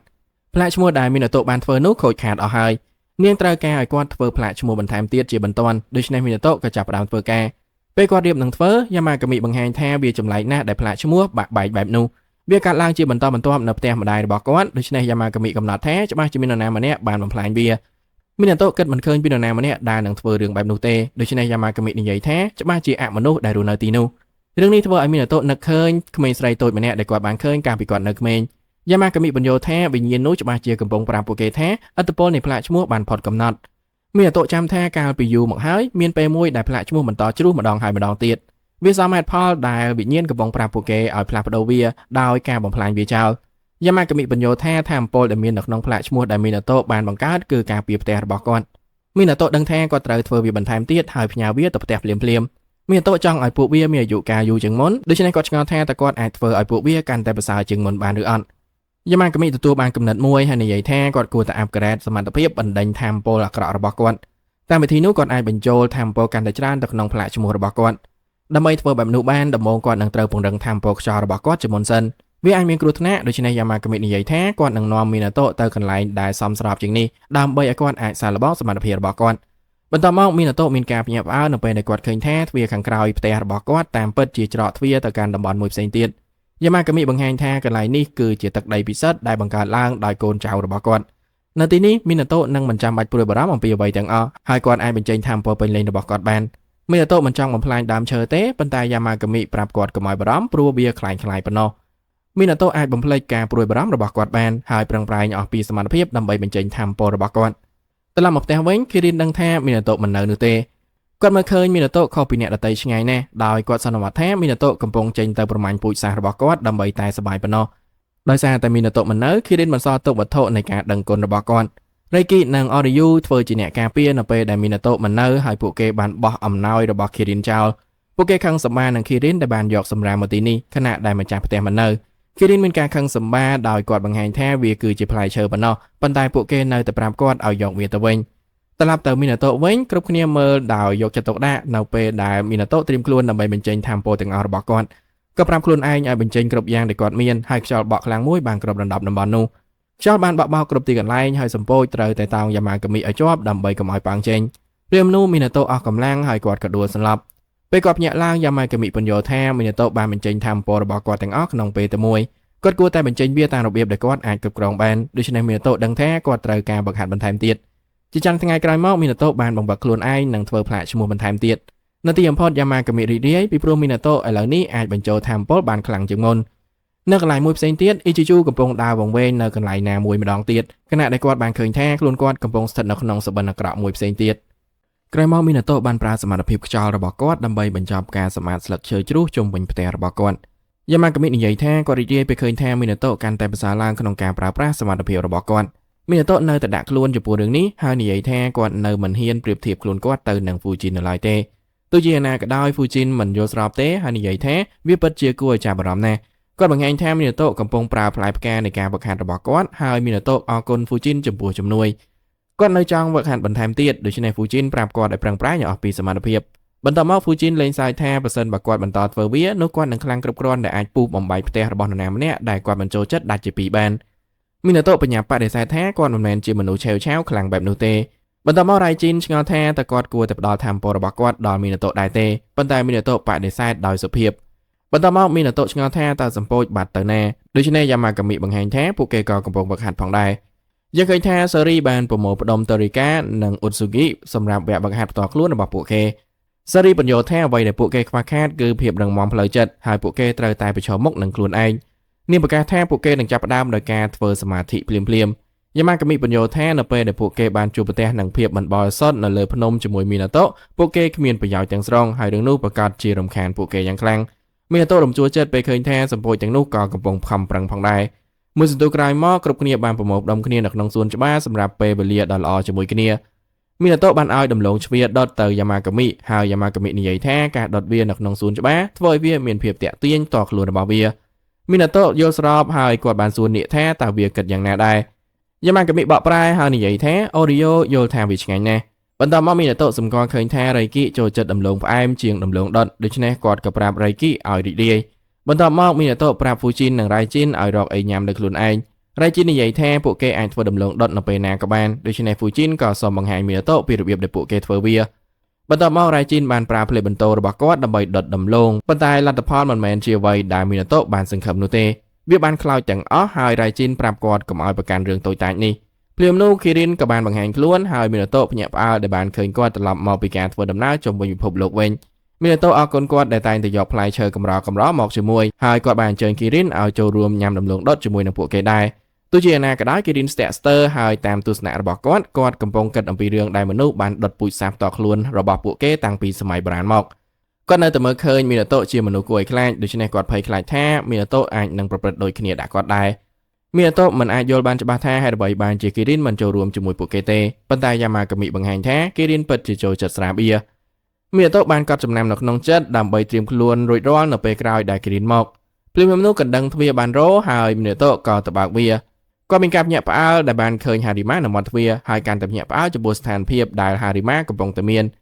នហារីម៉ាកំពុងអស់កម្លាំងទាំងស្រុងហើយគាត់ស្ទើរតែមិនអាចឈរបានមានតោបាននាំគាត់ចូលទៅខាងក្នុងហើយហារីម៉ាក៏សម្គាល់ភ្លាមថាសម្ពាធនៅជុំវិញផ្ទះរបស់មានតោនៅថ្ងៃនេះកាន់តែខ្លាំងជាងធម្មតាទៅទៀតវាដោយសារតែវិញ្ញាណទាំងអស់ដែលរស់នៅទីនេះប៉ុន្តែមានតោប្រាប់គាត់ថាគាត់គ្រាន់តែសម័យវាប៉ុណ្ណោះមានតោរំលងរឿងនេះហើយហារីម៉ាក៏និយាយត្រង់គាត់មានការពឹងពាក់ពិសេសមួយហើយមានតោប្រាប់គាត់អនុញ្ញាតដរាបណាវាជាអ្វីមួយដែលគាត់ពិតជាអាចធ្វើបានហារីម៉ាបញ្ញោថាមានវិញ្ញាណអាក្រក់មួយដែលមានថាមពលខ្លាំងដែលក្រុមទាំងមូលរបស់គាត់មិនអាចកម្ចាត់វាបានគាត់កំពុងសុំឲ្យមានតោទៅកន្លែងណាមួយហើយកម្ចាត់វាដោយផ្ទាល់បន្ទាប់មកហារីម៉ាបញ្យល់ពីរឿងរ៉ាវទាំងមូលនៅពីក្រោយរឿងនោះគ្រប់យ៉ាងបានចាប់ផ្ដើមជាមួយនឹងតុក្កតាមួយដែលត្រូវបាននាំយកទៅវត្តមួយសម្រាប់ការបន្សុទ្ធមនុស្សដែលមានថាមពលបន្សុទ្ធបានស្លាប់ទៅហើយដូច្នេះតុក្កតាមិនអាចត្រូវបានបន្សុទ្ធបានទេមុនពេលមាននរណាម្នាក់ដឹងថាមានរឿងអ្វីកំពុងកើតឡើងតុក្កតាបានប្រែក្លាយទៅជាវិញ្ញាណអាក្រក់ដ៏មានថាមពលមិនគួរជឿហារីម៉ាជឿថាអត្តសញ្ញាណពិតរបស់វិញ្ញាណអាក្រក់នោះដើមឡើយច្បាស់ជាព្រះណាមួយការរំខានរបស់វិញ្ញាណអាក្រក់នោះបង្កឡើងគឺលើសលប់ខ្លាំងដែលសូម្បីតែអ្នកកម្ចាត់វិញ្ញាណអាក្រក់ដែលទទួលបានការបណ្ដុះបណ្ដាលដូចជាហារីម៉ានិងសហការីរបស់គាត់ក៏មិនអាចចូលទៅចិត្តវាបានដែរមានតោឆ្ងល់ថាហេតុអ្វីបានជាគាត់ត្រូវតែជាអ្នកដែលជួយហើយហារីម៉ាបញ្យល់ថាវត្តនោះស្ថិតនៅក្នុងកន្លែងពិសេសមួយដែលមិនមែនជាពិភពលោកនេះទេតាមរបៀបនេះវាស្តៀងទៅនឹងសួនច្បាររបស់មីណាតូដែរដោយសារតែមីណាតូអាចរស់នៅទីនេះបានហើយត្រូវបានកន្លែងនេះទទួលយកដូច្នេះហារីម៉ាជឿថាគាត់ប្រហែលជាអាចចូលទៅក្នុងពិភពលោកមួយទៀតជាកន្លែងដែលវិញ្ញាណអាក្រក់នោះកំពុងទម្លាក់ខ្លួនហារីម៉ាក៏បានបង្ហាញផងដែរថាមីណាតូហាក់ដូចជាអាចមើលឃើញព្រះនិងសត្វទេពដែលរស់នៅក្នុងផ្ទះនេះដែលជាភស្តុតាងនៃសមត្ថភាពពិសេសរបស់គាត់យាម៉ាកាមីបានលើរឿងនេះហើយគាត់មិនសប្បាយចិត្តនោះទេគាត់បង្ហាញវត្តមានរបស់គាត់តាមរបៀបដ៏អស្ចារ្យហើយគាត់ប្រាប់ហារីម៉ាឲ្យស្គាល់ពីកន្លែងរបស់គាត់កម្លាំងដែលហារីម៉ាមានអារម្មណ៍បានធ្វើឲ្យគាត់ភ័យខ្លាចហើយសូម្បីតែសម្ពោចក៏គិតថាយ៉ាម៉ាកាមីធ្វើហួសហេតុពេកដែរមីណាតូបញ្ញាប់ទៅពិនិត្យមើលហារីម៉ាហើយធានាគាត់ថាអ្វីៗមិនអីទេពេលហារីម៉ាស្ងប់អារម្មណ៍មីណាតូងាកទៅរកយ៉ាម៉ាកាមីហើយសួរថាតើគាត់អាចប្រើថាមពលរបស់គាត់ដើម្បីចូលទៅក្នុងពិភពលោកផ្សេងបានដែរទេយ៉ាម៉ាកាមីនិយាយថាគាត់អាចធ្វើបានដោយរំលឹកអ្នករាល់គ្នាថាគាត់គឺជាព្រះភ្នំមីណាតូធូរចិត្តពេលឮថាយ៉ាម៉ាកាមីនឹងជួយប៉ុន្តែយ៉ាម៉ាកាមីនិយាយថាមានលក្ខខណ្ឌមួយលក្ខខណ្ឌនោះគឺថាហារីម៉ានឹងត្រូវយកនំល្អៗមកហារីម៉ាយល់ព្រមហើយយ៉ាម៉ាកាមីរីករាយយ៉ាងខ្លាំងនៅពេលដែលគាត់បានភ្លក់វាគាត់និយាយថានំអង្ករនិងម្សៅសណ្តែកពីហាងនេះឆ្ងាញ់ណាស់ដោយបំពេញតាមលក្ខខណ្ឌរួចរាល់មីណាតូក៏រៀបចំខ្លួនចេញដំណើរទោះជាណាក៏ដោយយ៉ាម៉ាកាមីបង្ហាញថាខ្លួនគាត់ផ្ទាល់នឹងមិនទៅទេមីណាតូមានការងឿងឆ្ងល់ព្រោះគាត់គិតថាពួកគេនឹងប្រើថាមពលរបស់យ៉ាម៉ាកាមីដើម្បីទៅទីនោះជាមួយគ្នាយ៉ាម៉ាកាមីបញ្យល់ថាគាត់នឹងបញ្ជូនកូនចៅរបស់គាត់ទៅជំនួសគាត់ហើយពួកគេទាំង3នាក់ក៏បានបោះជំហានទៅមុខយ៉ាងទះសាពួកគេទៅតែបញ្ចប់ការបង្ហាត់របស់ពួកគេហើយពួកគេត្រៀមខ្លួនរួចជាស្រេចដើម្បីបង្ហាញសេរីប្រកាសថាពួកគេមិនដូចពីមុនទេហើយតូរីកានិយាយថាពួកគេនឹងជួយមីណាតូឆ្លងកាត់រឿងនេះយ៉ាម៉ាកាមីបញ្យល់ថាបេសកកម្មប្រភេទនេះតូចតាចសម្រាប់គាត់ណាស់ហើយគាត់ចង់ឲ្យកូនចៅរបស់គាត់បង្ហាញពីផ្លែផ្កានៃការខិតខំប្រឹងប្រែងរបស់ពួកគេគ្រប់គ្នាស្រែកហូហើយមីណាតូនិយាយថាពួកគេពិតជាអាចពឹងពាក់បានគាត់ប្រាប់យ៉ាម៉ាកាមីនិងអ្នកផ្សេងទៀតឲ្យមើលថែផ្ទះពេលដែលគាត់មិននៅហើយពួកគេក៏ចាក់ចេញទៅពេលពួកគេទៅដល់ទីក្រុងមីណាតូដឹកនាំក្រុមហើយពួកគេព្យាយាមរកឲ្យឃើញថាតើពួកគេត្រូវទៅណាអ្វីៗចាប់ផ្ដើមខុសប្រក្រតីបន្តិចនៅពេលដែលអ្នកលក់ម្នាក់បានលក់នំផ្លែប៉ោមដុតថ្មីសម្ពោចបានបាត់បង់ការផ្ដោតអារម្មណ៍ភ្លាមៗហើយបញ្ញាប់ទៅភ្លក់វាពួកគេពិតជាភ្ញាក់ផ្អើលយ៉ាងខ្លាំងចំពោះរសជាតិដ៏ឆ្ងាញ់របស់វាហើយពួកគេចាប់ផ្ដើមសរសើរអំពីវាមីណាតូប្រាប់ពួកគេឲ្យញ៉ាំឲ្យលឿនដើម្បីពួកគេអាចត្រឡប់ទៅវិញហើយទិញនំបន្ថែមទៀតយកទៅផ្ទះព្រាមនោះមីណាតូបានឃើញក្អែកមួយក្បាលនៅក្បែរនោះហើយសង្កេតឃើញថាវាហាក់ដូចជាកំពុងព្យាយាមបង្ហាញផ្លូវដល់ពួកគេគាត់ស្នើឲ្យដើរតាមវាហើយពិតណាស់វាបាននាំពួកគេតម្រង់ទៅច្រកចូលនៃពិភពលោកមួយផ្សេងទៀតវានៅមានចម្ងាយបន្តិចទៀតប៉ុណ្ណោះហើយមីណាតូនិយាយថាគាត់នឹងទៅមុនបរិយាកាសមានសភាពធ្ងន់ធ្ងរហើយសូម្បីតែក្អែកក៏នៅឆ្ងាយពីច្រកចូលដែរតូរីកាបង្ហាញថាវាជាធាតុមិនបរិសុទ្ធធ្ងន់ធ្ងរហើយសូម្បីតែមីណាតូដែលអាចមើលឃើញតែរឿងល្អៗក៏អាចមានអារម្មណ៍ពីវាមួយផ្នែកផងដែរគាត់ទូរស័ព្ទទៅហារីម៉ាដើម្បីឲ្យហារីម៉ាដឹងថាពួកគេបានមកដល់ហើយហារីម៉ានិងក្រុមរបស់គាត់កំពុងរងចាំនៅច្រកទ្វារខាងក្រោយហើយពួកគេបញ្ជាក់ថាពួកគេមិនអាចចូលទៅជិតបានទេដោយសារតែអាំងតង់ស៊ីតេនៃធាតុមិនបរិសុទ្ធហារីម៉ាប្រាប់មីណាតូកុំបង្ខំខ្លួនឯងហើយប្រសិនបើអ្វីៗអាក្រក់ខ្លាំងនោះគាត់គួរត្រឡប់ចេញមីណាតូបានរកឃើញថាគាត់មិនអាចសូម្បីតែប៉ះទ្វារបានខណៈពេលដែលវាបានឆក់គាត់នៅពេលដែលគាត់ព្យាយាមប៉ះវាសម្ពោចបានបង្កើតផ្លូវចូលដោយរុញទ្វារឲ្យបើកហើយពួកគេទាំងអស់គ្នាក៏ដើរចូលទៅជាមួយគ្នានៅខាងក្នុងពួកគេបានឃើញជនសង្ស័យសំខាន់កំពុងលាក់ខ្លួននៅក្នុងផ្ទះមួយមុនពេលពួកគេអាចទៅដល់វាពួកគេត្រូវបានវងវិញ្ញាណវាយផាដែលហើរមករកពួកគេពីគ្រប់ទិសទី មានអន្តោប្រាប់នៃរាល់គ្នាឲ្យនៅពីក្រោយគាត់ហើយគាត់ប្រើធម្មពលរបស់គាត់ដើម្បីប្រយុទ្ធនឹងពួកវាតុក្កតាបិសាចកាន់តែច្រើនបានហោះចេញមកហើយគ្រប់គ្នាអាចប្រាប់បានថាអ្វីៗចិត្តប្រែជាអាក្រក់ហើយសម្ពោចក៏ចាប់ផ្ដើមប្រយុទ្ធដែរហើយការបង្ហាត់ដែលពួកគេបានធ្វើពិតជាទទួលបានផ្លែផ្កាពួកគេចាប់ផ្ដើមប្រយុទ្ធយ៉ាងមានប្រសិទ្ធភាពជាងមុនហើយពួកគេចាប់ផ្ដើមកម្ចាត់តុក្កតាទាំងនោះម្ដងមួយជាពិសេសអូតស៊ូហ្គីកំពុងតែមានពេលវេលាដ៏អស្ចារ្យហើយចាប់ផ្ដើមអបអរលឿនពេកសេរីនិងតូរីកាប្រមានគាត់កុំឲ្យធ្វើប្រហែសប៉ុន្តែតុក្កតាមួយបានវាយប្រហារគាត់សម្ពោចផ្សេងទៀតចាប់ផ្ដើមប្រយុទ្ធហើយពួកគេបានជួយសង្គ្រោះមិត្តរបស់ពួកគេមានតោចាប់អូតស៊ូហ្គីហើយធ្វើឲ្យប្រកាសថាគ្រប់គ្នាមិនកាត់អីមុនពេលសម្រុកទៅមុខភ្លាវនោះតុក្កតាបិសាចសំខាន់ក៏បានចេញពីផ្ទះសម្លេងដែលវាបន្លឺឡើងគឺគួរឲ្យខ្លាចហើយបរិមាណនៃធាតុមិនបរិសុទ្ធដែលចេញពីវាគឺច្រើនលើសលប់សម្ពោចមានការញាក់ផ្អើលយ៉ាងខ្លាំងចំពោះភាពខ្លាំងក្លារបស់វាហើយតូរីកាឆ្ងល់ថាតើវាពិតជាអ្នកនៅពីក្រោយរឿងទាំងអស់នេះមែនទេសម្ពោចប្រកាសថាពួកគេត្រូវបញ្ចប់រឿងនេះឲ្យបានលឿនមុនពេលដែលនំផ្លែប៉ោមលក់អស់មានតោបង្ហាញការគ្រប់គ្រងថ្មីលើធម្មពលរបស់គាត់ខណៈដែលគាត់ប្រើខ្យល់ដើម្បីគប់យ័ន្តរបស់គាត់ទៅលើតុក្កតាសត្រូវមួយនេះពិតជាមានធម្មពលខ្លាំងខណៈដែលវាបំផ្លាញយ័ន្តរបស់គាត់ហើយវាផាសម្ពោចទាំងអស់ក្នុងពេលតែមួយបន្ទាប់មកវាអាចចាប់មីណាតូបានហើយគាត់ឃើញថាគាត់កំពុងជួបបញ្ហាធ្ងន់ធ្ងរគាត់ស្ទើរតែមិនអាចទប់ទល់បានហើយនៅក្នុងចិត្តរបស់គាត់បានស្រែកហៅយ៉ាម៉ាកាម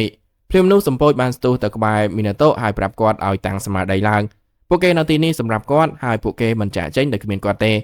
េភ្លាមនោះសំឡេងក្រហមបានបន្លឺឡើងពីពេញទីនោះហើយសម្ពោចស្គាល់វាភ្លាមថាវាជាសំឡេងរបស់យ៉ាម៉ាកាមីកំពុងមើលពីចម្ងាយហើយគាត់បានបញ្ជូនធម្មពលទៅឲ្យសម្ពោចពីចម្ងាយរឿងនេះផ្ដល់ឲ្យពួកគេនៅធម្មពលគ្រប់គ្រាន់ដើម្បីរុញតុក្កតាបិសាចថយក្រោយវិញហើយពួកគេក៏បានរំដោះខ្លួនមីណាតូបន្ទាប់មកមីណាតូប្រើជក់ទឹកថ្នាំរបស់គាត់ដើម្បីសរសេរលើតុក្កតាហើយពីទីបំផុតគាត់ក៏បានដោះលែងវាពីធាតុមិនបរិសុទ្ធចាក់កសលអ្វីគ្រប់យ៉ាងមិនទាន់ត្រូវបានកម្ចាត់នៅឡើយទេព្រោះនៅមានធម្មពលអាក្រក់ជាច្រើនចេញមកពីក្នុងផ្ទះនៅខាងក្នុងពួកគេបានរកឃើញមូលហេតុពិតនៃអ្វីគ្រប់យ៉ាងដែលកំពុងកើតឡើងសម្ពោចបញ្យល់ថាវាគឺជាអតីតព្រះភ្នំហើយវាហាក់ដូចជាមានការឈឺចាប់យ៉ាងខ្លាំងរឿងនេះនឹងចប់នៅពេលដែលមីណាតូបន្សុទ្ធវាមីណាតូឃើញថាគាត់អស់យ័ន្តទៅហើយប៉ុន្តែគាត់ចាំថាគាត់នៅមានសភៅកត់ត្រារបស់គាត់ចាប់ផ្ដើមសរសេរយ័ន្តថ្មីយ៉ាងលឿនហើយព្យាយាមប្រើវាលើវិញ្ញាណអាក្រក់នោះចាក់កសលវាមិនដំណើរការទេដូច្នេះគាត់ក៏ស្វែងរកអ្វីផ្សេងទៀតដែលគាត់អាចប្រើបានភ្លាមនោះពិភពលោកនោះចាប់ផ្ដើមប្រេះនិងបែកបាក់ជុំវិញពួកគ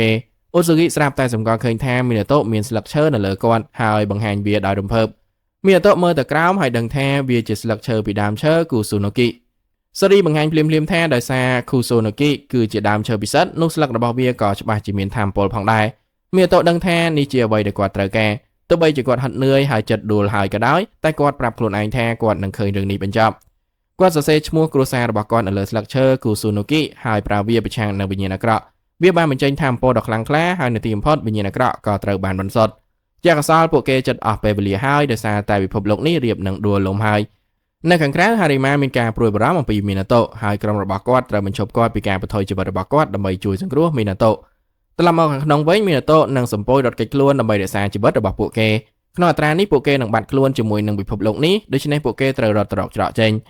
ភ្លាមនោះដើមឈើដ៏ធំមួយរៀបនឹងសង្កត់ពួកគេប៉ុន្តែមានអ្វីមួយបានធ្វើឲ្យវាបាក់ជាពីរចាក់កសលមីណាតូនៅតែធ្លាក់ចូលទៅក្នុងស្នាមប្រេះដ៏ធំមួយពេលពួកគេភ្ញាក់ឡើងពួកគេដឹងថាពួកគេបានត្រឡប់ទៅពិភពលោករបស់ពួកគេវិញអូស៊ូហ្គីស្រែកហូខណៈដែលតូរីកាឆ្ងល់ថាតើពួកគេអាចរត់គេចខ្លួនបានដោយរបៀបណាភ្លាមនោះហ្វូជីននិងរ៉ៃជីនបង្ហាញថាពួកគេជាអ្នកដែលបានជួយមីណាតូនិងសម្ពោចត្រឡប់មកផ្ទះវិញហារីម៉ាបានមករកមីណាតូហើយអរគុណមីណាតូដោយស្មោះមីណាតូនិយាយថាគាត់រីករាយដែលគាត់អាចជួយបានហើយហារីម៉ាសូមឲ្យមីណាតូអរគុណដល់ព្រះផងដែរមីណាតូអរគុណហារីម៉ាដែលតែងតែមានចិត្តល្អហើយគាត់បានអញ្ជើញហារីម៉ាឲ្យនៅញ៉ាំសាច់អាំងសិនទោះជាណាក៏ដោយហារីម៉ាបញ្ញាប់ដូច្នេះគាត់ត្រូវតែបដិសេធហើយក៏ចាក់ចេញទៅនៅក្នុងសួនច្បារយ៉ាម៉ាកាមីចូលចិត្តនំរបស់គាត់ហើយប្រកាសម្ដងទៀតថាម្សៅសណ្តែកម៉ត់នឹងជំនួសដុំធំនៅថ្ងៃណាមួយមីណាតូប្រកាសថាហារីម៉ាបានផ្ញើនំមកឲ្យគ្រប់គ្នាដូច្នេះសម្ពោចទាំងអស់ក៏បានមកជុំគ្នាទាំងរំភើបមីណាតូឲ្យស្រាត្រជាក់ទៅហ្វូជីននិងរ៉ៃជីនហើយពួកគេទទួលយកវាដោយរីករាយភ្លាមនោះគីរិនបានបង្ហាញខ្លួននៅក្បែរនោះហើយមីណាតូបានស្រែកហៅគាត់មីណាតូប្រាប់គីរិនថាគាត់បានត្រៀមស្រាបៀររួចរាល់សម្រាប់គីរិនដោយដែលគាត់បានសន្យាហើយគាត់បានអញ្ជើញគីរិនឲ្យចូលរួមជាមួយគ្រប់គ្នាគីរិនចាប់អារម្មណ៍ភ្លាមនៅពេលដែលគាត់ឮពាក្យថាស្រាបៀរហើយគាត់បានចូលមកចិត្តជាលើកដំបូងទោះជាណាក៏ដោយរឿងនេះមិនសមស្របនឹងរៃគីនិងអូរីយូទេព្រោះពួកគេចំណាំផ្លែឈើដែលគីរិនធ្លាប់បានយកមកជាមួយនឹងគាត់ពួកគេចូលទៅក្នុងសមរភូមិដ៏ខ្លាំងក្លាខណៈដែលពួកគេបោះផ្លែឈើនោះទៅវិញទៅមករៃគីប្រាប់គីរិនទាំងកំហឹងថាកុំយកសម្រាមចូលមកក្នុងសួនច្បារពិសិដ្ឋហើយអូរីយូយល់ស្របថាគាត់មិនអាចទ្រាំនឹងក្លិនស្អុយនោះបានទេគីរិនមិនព្រមឲ្យពួកគេប្រមាថវាទេហើយគាត់ទទូចថាវាជាផ្លែឈើដ៏គួរឲ្យគោរព ការឆ្លុះប្រកែកគ្នានៅតែបន្តដោយពួកគេទាំង3នាក់បោះផ្លែឈើនោះទៅវិញទៅមកហើយគ្មាននរណាម្នាក់ចង់ដកថយឡើយខណៈដែលរឿងទាំងអស់នេះកើតឡើងមីណាតូបានដើរទៅអរគុណដើមឈើគូស៊ូណូគីស្ងាត់ចំពោះស្លឹកដែលវាបានផ្ដល់ឲ្យអូស៊ូគីសង្កេតឃើញថាមានអ្វីមួយកំពុងកើតឡើងចំពោះត្បូងដែលពួកគេបានបន្សុទ្ធហើយបានបង្ហាញវាទៅកាន់អ្នកផ្សេងទៀតវាមិនបានធ្វើអ្វីច្រើនទេចាប់តាំងពីពួកគេបានយកវាមកទីនេះប៉ុន្តែវាចាប់ផ្ដើមភ្លឺនៅពេលដែលពន្លឺរលត់បាត់កូនមន់តូចមួយបានចេញមកយ៉ាម៉ាកាមីប្រកាសថានេះជាវិញ្ញាណចុងក្រោយក្នុងចំណោមវិញ្ញាណទាំង4ហើយឈ្មោះរបស់វាគឺហូត្រូវបានវិញ្ញាណអាក្រក់ចូលសន្ធិដ្ឋហើយឥឡូវនេះវាបានរួចផុតពីគ្រោះថ្នាក់ហើយដោយសារមីណាតូសម្លឹងមើលកូនមន់តូចនោះហើយគាត់រំភើបយ៉ាងខ្លាំងចំពោះរូបរាងដ៏ខ្ជូតរបស់វាមីណាតូប្រាប់ហូថាគាត់រីករាយដែលពួកគេអាចជួយបានហើយគាត់ស្វាគមន៍ហូយ៉ាងកក់ក្ដៅមកកាន់សួនច្បារក្រោយមកមីណាតូបានឲ្យនំថ្មីមួយទៅយ៉ាម៉ាកាមីមានការភ្ញាក់ផ្អើលយ៉ាងខ្លាំងចំពោះរសជាតិរបស់វាហើយគាត់ពណ៌នាថាវាមានសាច់ក្រាស់និងមានជាតិទឹកជាមួយនឹងរសជាតិដ៏ឆ្ងាញ់មីណាតូរីករាយដែលនំនេះគួរឲ្យចាប់អារម្មណ៍គ្រប់គ្រាន់ដែលអាចធ្វើឲ្យព្រះភ្នំប្រើពាក្យទំនើបបានព្រមនោះមីណាតូសម្គាល់ឃើញអ្វីមួយកំពុងកើតឡើងនៅក្នុងសួនច្បារហើយគាត់ឆ្ងល់ថាតើមានរឿងអ្វីកើតឡើងមែនទេសមាជិកថ្មីបំផុតក្នុងសួនច្បាររបស់ពួកគេកំពុងធ្វើកាយវិការជាច្រើនទៅកាន់សត្វស្លាបមួយវងយ៉ាម៉ាកាមីបញ្យល់ថាវាជាថ្នាក់រៀនក្រៅរបស់ហូមីណាតូមានការភ្ញាក់ផ្អើលពីព្រោះហូកំពុងបង្រៀនសត្វចាបព្រៃជប៉ុនពីរបៀបច្រៀងឲ្យបានត្រឹមត្រូវហូកំពុងយកចិត្តទុកដាក់យ៉ាងខ្លាំងចំពោះរឿងនេះហើយកំពុងបង្វឹកសត្វស្លាបនីមួយៗដាច់ដោយឡែកពីគ្នាគាត់ប្រាប់ចាបមួយក្បាលថាឃ្លាទី1ត្រូវការស្រាលបន្ថែមទៀតហើយឲ្យពួកវាសាកល្បងម្ដងទៀតចាបនោះធ្វើបានយ៉ាងល្អដូច្នេះហូក៏ប្រាប់វាឲ្យចាត់ទុកថាខ្លួនឯងទទួលបានការសរសើរមុនពេលហៅចាបបន្ទាប់ចាបនោះក៏ធ្វើបានល្អដែរដូច្នេះហូក៏សរសើរវាផងដែរចាបចុងក្រោយបានបញ្ចេញសម្លេងខ្សោយហើយហូមិនចាប់អារម្មណ៍នោះទេគាត់ប្រាប់វាថាគ្រប់យ៉ាងដែលវាធ្វើគឺខុសហើយបង្ហាញពីរបៀបដែលវាគួរធ្វើចាបដទៃទៀតមើលដោយការភ្ញាក់ផ្អើលខណៈដែលហូច្រៀងយ៉ាងពីរោះមានតោសប្បាយចិត្តដែលឃើញថាហូមានប្រជាប្រិយភាពខ្លាំងហើយតែងតែមានគ្រប់គ្នាព័ទ្ធជុំវិញក្លែកមើលទៅជុំវិញនោះបង្ហាញថាគ្រប់គ្នាកំពុងរីករាយនៅថ្ងៃដ៏ស្រស់ស្អាតវាស្ងប់ស្ងាត់យ៉ាងខ្លាំងហើយមានតោប្រកាសថារដូវផ្ការីកបានមកដល់ហើយទោះជាណាក៏ដោយយើងឃើញថានៅលើមេឃផតថលអាចកំបាំងមួយបានបើកឡើងទន្ទឹមនឹងនេះយើងឃើញថាហារីម៉ានិងកាត់ស៊ូរ៉ាគីកំពុងតែនៅខាងក្រៅចាត់ការវិញ្ញាណអាក្រក់មួយវងហារីម៉ាសួរថាតើអ្វីៗដំណើរការយ៉ាងម៉េចដែរហើយកាត់ស៊ូរ៉ាគីបានបង្ហាញថានៅសល់វិញ្ញាណជាច្រើនទៀតនេះដូចជាអ្វីដែលគាត់សម្ដៅទៅលើពិធីបុណ្យវិញ្ញាណអាក្រក់នីតិខៈរដូវជាក់ស្ដែងរដូវផ្ការីកគឺជារដូវមានញឹកសម្រាប់ពួកវិញ្ញាណអាក្រក់ហើយពួកគេទាំងពីរនាក់ពិតជារវល់យ៉ាងខ្លាំងហារីម៉ាបង្ហាញថាសូម្បីតែចាត់ការវិញ្ញាណតូចៗក៏ដោយក៏ថាអំពើវិញ្ញាណរបស់ពួកគេត្រូវបានបំផ្លាញបន្តិចម្ដងដែរទោះជាណាក៏ដោយកាត់ស៊ូរ៉ាគីមិនទាន់ចប់នោះទេហើយគាត់ប្រាប់ហារីម៉ាឲ្យទុកវាឲ្យគាត់ប្រើស៊ីគីហ្គាមីរៀងដូចត្រីឆ្លាមរបស់គាត់ហើយប្រាប់វាឲ្យស៊ីឲ្យឆ្អែតស៊ីគីហ្គាមីទី1ធ្វើបានយ៉ាងល្អក្នុងការកម្ចាត់វិញ្ញាណអាក្រក់ប៉ុន្តែហារីម៉ាបង្ហាញថានៅមានច្រើនទៀតបន្តមកកាត់ស៊ូរ៉ាគីបានហៅស៊ីគីហ្គាមីទី2របស់គាត់ដែលបង្ហាញថាជាសត្វ Penguin សត្វ Penguin នេះគឺពិតជាសត្វសាហាវហើយកាត់ស៊ូរ៉ាគីបានសរសើរសត្វរបស់គាត់ចំពោះការងារដែលធ្វើបានយ៉ាងល្អព្រមនោះហារីម៉ាបានទទួលសារមួយដែលនិយាយថាវិញ្ញាណអាក្រក់មួយទៀតបានបង្ហាញខ្លួនទន្ទឹមនឹងនេះមីណាតូត្រឡប់ទៅផ្ទះវិញពីដំណើរទិញអីវ៉ាន់របស់គាត់ជាមួយនឹងហូគាត់មានវត្ថុអនុស្សាវរីយ៍សម្រាប់គ្រប់គ្នាហើយគាត់ប្រាប់ហូថាពួកគេគួរតែទៅវិញព្រមនោះអ្នកដើរកាត់ទីនោះបានឃើញមីណាតូហើយចាប់ផ្ដើមខ្សឹបខ្សៀវគ្នាម្នាក់ក្នុងចំណោមពួកគេស្គាល់គាត់ជាអ្នកខ្សឹបខ្សៀវជាមួយសត្វស្លាបហើយអ្នកផ្សេងទៀតភ្ញាក់ផ្អើលដែលពួកគេកំពុងតែឃើញគាត់ដោយផ្ទាល់មីណាតូមិនដឹងថាពួកគេកំពុងនិយាយពីអ្វីទេប៉ុន្តែមុនពេលគាត់អាចយល់បានសត្វស្លាបមួយវងធំចាប់ផ្ដើមប្រមូលផ្ដុំគ្នានៅជុំវិញគាត់មនុស្សគ្រប់គ្នាចាប់ផ្ដើមថតរូបហើយមីណាតូមានអារម្មណ៍មិនស្រួលចិត្តយ៉ាងខ្លាំងបន្ទាប់ពីកិច្ចខ្លួនរួចមីណាតូនិយាយថារឿងនេះតែងតែកើតឡើងនៅពេលណាដែលគាត់នៅជាមួយហូនៅតាមផ្លូវត្រឡប់ទៅវិញមីណាតូបានជួបអ្នកថែសួនដែលធ្លាប់ធ្វើការនៅសួនច្បាររបស់គាត់បានកាត់តម្រឹមរបងឈើមួយរាងដូចជារូបចម្លាក់ហើយគាត់បង្ហាញស្នាដៃថ្មីបំផុតរបស់គាត់ដោយមោទនភាពមីណាតូនិយាយថាវាប្លែកណាស់ហើយអ្នកថែសួនបញ្យល់ថាម្ចាស់ផ្ទះបានផ្ដល់សេរីភាពឲ្យគាត់ក្នុងការធ្វើអ្វីក៏បានដែលគាត់ចង់ធ្វើអ្នកថែសួននិយាយថាគាត់មានការងារមមាញឹកខ្លាំងចាប់តាំងពីគាត់បានធ្វើការនៅសួនច្បាររបស់មីណាតូព្រមនោះគាត់បានសម្គាល់ឃើញសត្វស្លាបទាំងអស់ដែលបានតាមមីណាតូហើយគាត់មានការងឿងឆ្ងល់យ៉ាងខ្លាំងចំពោះទស្សនវិជ្ជានោះមីណាតូជូនពរអ្នកថែសួនសំណាងល្អហើយកញ្ចាក់ចេញទៅយ៉ាងលឿនមុនពេលអ្វីៗកាន់តែស្មុគស្មាញត្រឡប់មកផ្ទះវិញសំពោចបានមកដល់ដោយមើលទៅភ័យសន្ស្លោសូរីនិងអ៊ុតស៊ូគីប្រាប់យ៉ាម៉ាកាមីថាមានពិភពកាមីដែលគេបោះបង់ចោលជាច្រើនបង្ហាញខ្លួននៅពេលពេញភ្នំកាន់តែអាក្រក់ទៀតនោះគឺមីណាតូមិនទាន់ត្រឡប់មកពីទិញអីវ៉ាន់នៅឡើយទេពួកគេសម្លឹងមើលយ៉ាម៉ាកាមីសម្រាប់អ្វីដែលត្រូវធ្វើហើយគាត់ប្រាប់ពួកគេកុំឲ្យភ័យសន្សោគាត់គិតអំពីស្ថានភាពហើយកំណត់ថាមានផលតច្រើនពេកសម្រាប់សំពោចក្នុងការរ៉ាប់រងដោយខ្លួនឯងបន្តមកយ៉ាម៉ាកាមីប្រកាសថាគាត់នឹងដោះស្រាយបញ្ហានេះដោយខ្លួនឯងសម្ពោចធ្វើតាមការណែនាំរបស់គាត់ដោយរំភើបហើយពួកគេទាំងអស់គ្នាក៏ចេញទៅជាមួយគ្នា នៅក្បែរនោះមីណាតូសង្កេតឃើញថាសត្វស្លាបទាំងអស់ស្រាប់តែបាត់ទៅភ្លាមៗហើយគាត់ឆ្ងល់ថាតើមានរឿងអ្វីកើតឡើងមែនទេហ្វូជីននិងរ៉ៃជីនបានមកដល់ហើយប្រាប់មីណាតូឲ្យត្រឡប់ទៅផ្ទះវិញឲ្យបានឆាប់តាមដែលអាចធ្វើទៅបានមីណាតូសួរថាមកពីហេតុអ្វីហើយរ៉ៃជីនបញ្យល់ថាមានការផ្ទុះឡើងនៃពិភពកាមីដែលត្រូវបានគេបោះបង់ចោលនិងវិញ្ញាណអាក្រក់មីណាតូមិនដែលឮពាក្យថាពិភពកាមីដែលត្រូវបានគេបោះបង់ចោលពីមុនមកនោះទេដូច្នេះហ្វូជីនក៏បញ្យល់កាមីគឺជាពាក្យដែលសំដៅទៅលើវិញ្ញាណអាទិទេពនិងបាតុភូតអរូបីផ្សេងៗមានកាមីរាប់លាននៅក្នុងពិភពលោកហើយមានពិភពកាមីច្រើនជាងនោះទៅទៀតពិភពមួយចំនួនត្រូវបានគេបោះបង់ចោលដោយកាមីដែលបានបង្កើតពួកវាឡើងព្រាមនោះពិភពកាមីមួយបានបើកឡើងនៅចិត្តពួកគេហើយរ៉ៃជីនត្រូវបំផ្លាញវាចោលរ៉ៃជីនបញ្យល់ថាច្រកទ្វារទៅកាន់ពិភពកាមីដែលត្រូវបានគេបោះបង់ចោលទាំងអស់នោះលេចឡើងនៅគ្រប់ទីកន្លែងមិនថានៅលើដីនៅលើមេឃឬសូម្បីតែនៅក្នុងទឹកច្រកទ្វារទាំងអស់នោះផ្លាស់ទីហើយមនុស្សអាចត្រូវបានទាញចូលទៅក្នុងពួកវាបាតុភូតនេះជាអ្វីដែលមនុស្សហៅថាការស្រូបទាញវិញ្ញាណទីបំផុតមីណាតូក៏បានយល់ហើយគាត់ដឹងថានោះហើយជាមូលហេតុដែលសត្វស្លាបឈប់តាមពួកគេហ្វូជីនប្រាប់មីណាតូថាគាត់ហាក់ដូចជាធូរស្រាលយ៉ាងខ្លាំងអំពីរឿងនេះហើយពមៀនគាត់ថាគាត់គួរតែប្រុងប្រយ័ត្នបំផុតក្នុងចំណោមមនុស្សគ្រប់គ្នារ៉ៃជីនបញ្យល់ថាទំនាក់ទំនងរបស់មីណាតូជាមួយកាមីគឺខ្ពស់ខ្លាំងណាស់ពីព្រោះគាត់មិនត្រឹមតែនៅក្នុងទឹកដីពិសិដ្ឋប៉ុណ្ណោះទេប៉ុន្តែគាត់ក៏ងូតទឹកក្នុងប្រភពទឹកក្តៅរបស់យ៉ាម៉ាកាមីផងដែរទាំងអស់នេះធ្វើឲ្យគាត់ងាយនឹងត្រូវបានទាញចូលទៅក្នុងពិភពកាមីបើសិនបើគាត់ត្រូវបានទាញចូលទៅក្នុងពិភពដ៏អាក្រក់មួយនោះគាត់ប្រហែលជាមិនអាចចេញពីវាដោយខ្លួនឯងបានទេមីណាតូយល់យ៉ាងច្បាស់ដូច្នេះគាត់និយាយថាគាត់នឹងប្រុងប្រយ័ត្នបន្ទាប់មកហ្វូជីនបង្ហាញថាយ៉ាម៉ាកាមីក៏បានចេញទៅចាត់ការពិភពកាមីដែលគេបោះបង់ចោលដោយផ្ទាល់ផងដែរយ៉ាម៉ាកាមីមិនដែលប្រើថាមពលរបស់គាត់ទេចាប់តាំងពីពួកគេបានជួបគ្នាដូច្នេះរឿងនេះប្រាប់មីណាតូថាស្ថានភាពនេះធ្ងន់ធ្ងរខ្លាំងកម្រិតណាហ្វូជីននិងរ៉ៃជីនប្រាប់គាត់ម្ដងទៀតឲ្យប្រុងប្រយ័ត្នហើយបន្ទាប់មកពួកគេក៏ចាក់ចេញទៅឥឡូវនេះមីណាតូមានការព្រួយបារម្ភដូច្នេះគាត់ប្រាប់ហូថាពួកគេនឹងប្រើផ្លូវកាត់ត្រឡប់ទៅផ្ទះវិញនៅលើភ្នំយ៉ាម៉ាកាមីបានឃើញថាស្ថានភាពអាក្រក់ខ្លាំងកម្រិតណាសម្ពោចបង្ហាញថាឥឡូវនេះមានច្រកទ្វារជាច្រើនទៀតហើយពួកវាកំពុងតែឆ្ពោះទៅផ្ទះរបស់មីណាតូពួកគេត្រូវដោះស្រាយបញ្ហានេះភ្លាមៗដូច្នេះយ៉ាម៉ាកាមីប្រាប់អ្នករាល់គ្នាឲ្យបំបីគ្នានៅតាមផ្លូវត្រឡប់ទៅផ្ទះវិញមីណាតូបានសម្គាល់ឃើញអគារទ្រុឌទ្រោមមួយដែលមើលទៅដូចជាទីសក្ការៈអ្វីមួយមានអារម្មណ៍មិនស្រួលបន្តិចហើយគាត់គិតថាគាត់ឮសំឡេងមួយប្រាប់គាត់ឲ្យនៅឲ្យឆ្ងាយគាត់មើលទៅហូហើយឆ្ងល់ថាតើហូនិយាយអ្វីមែនទេប៉ុន្តែហូមិនបាននិយាយអ្វីទាំងអស់មីណាតូគិតថាគាត់ប្រហែលជាសម័យប៉ុន្តែមានអ្វីមួយចាប់ផ្ដើមគោះទ្វារទីសក្ការៈទ្វារបានផ្ទុះបើកឡើងហើយមីណាតូចាប់ផ្ដើមត្រូវបានវាទាញចូលទៅខាងក្នុងកម្លាំងនោះខ្លាំងពេកសម្រាប់គាត់ក្នុងការទប់ទល់ដូច្នេះហូក៏ចាប់ផ្ដើមធ្វើសកម្មភាពមីណាតូឆ្ងល់ថាតើហូកំពុងធ្វើអ្វីហើយគាត់ភ្ញាក់ផ្អើលនៅពេលដែលហូបានប្រែកាយឥឡូវនេះហូមើលទៅដូចជាសត្វហ្វីនិកយក្សហើយគាត់បញ្ចេញសំឡេងដ៏ខ្លាំងបំផុតរបស់គាត់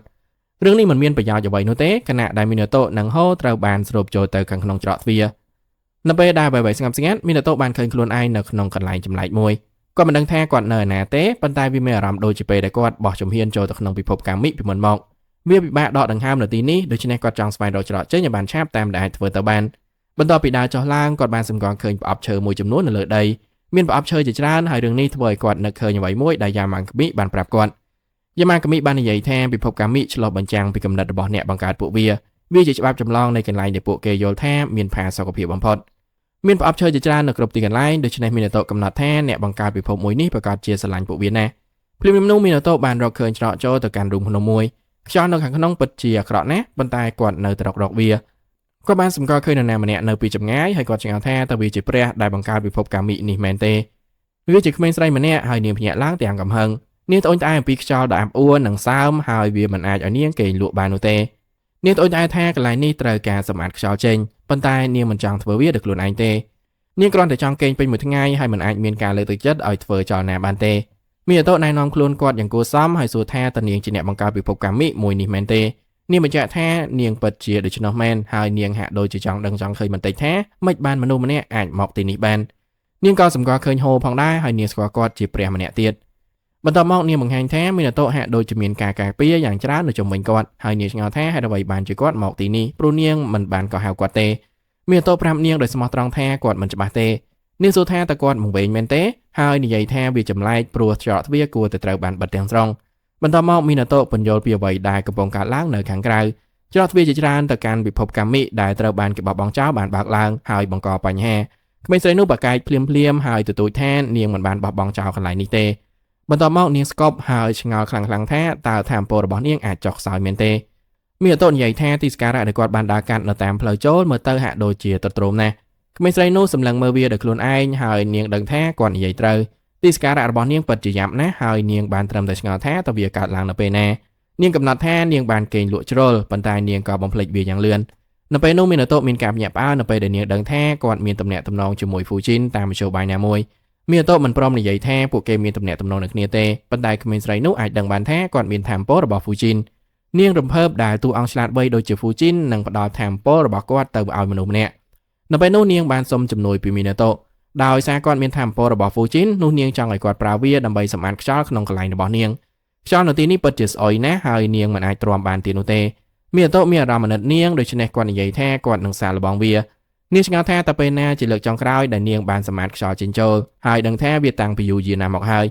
យវាគឺនៅក្នុងរាជវង្សថាងហើយមីណាតូនិយាយថាវាមានរយៈពេលជាង 1000 ឆ្នាំមុនក្មេងស្រីនោះអរគុណគាត់ដែលយល់ព្រមជួយហើយនាងក៏ត្រឡប់ទៅដេកវិញមីណាតូឆ្លៀតឱកាសនេះដើម្បីព្យាយាមធ្វើកិច្ចព្រមព្រៀងជាមួយនាងគាត់នឹងសម្អាតកន្លែងនេះនិងសម្អាតខ្យល់ចេញចូលហើយជាថ្នូរនាងនឹងជួយគាត់ស្វែងរកច្រកចេញ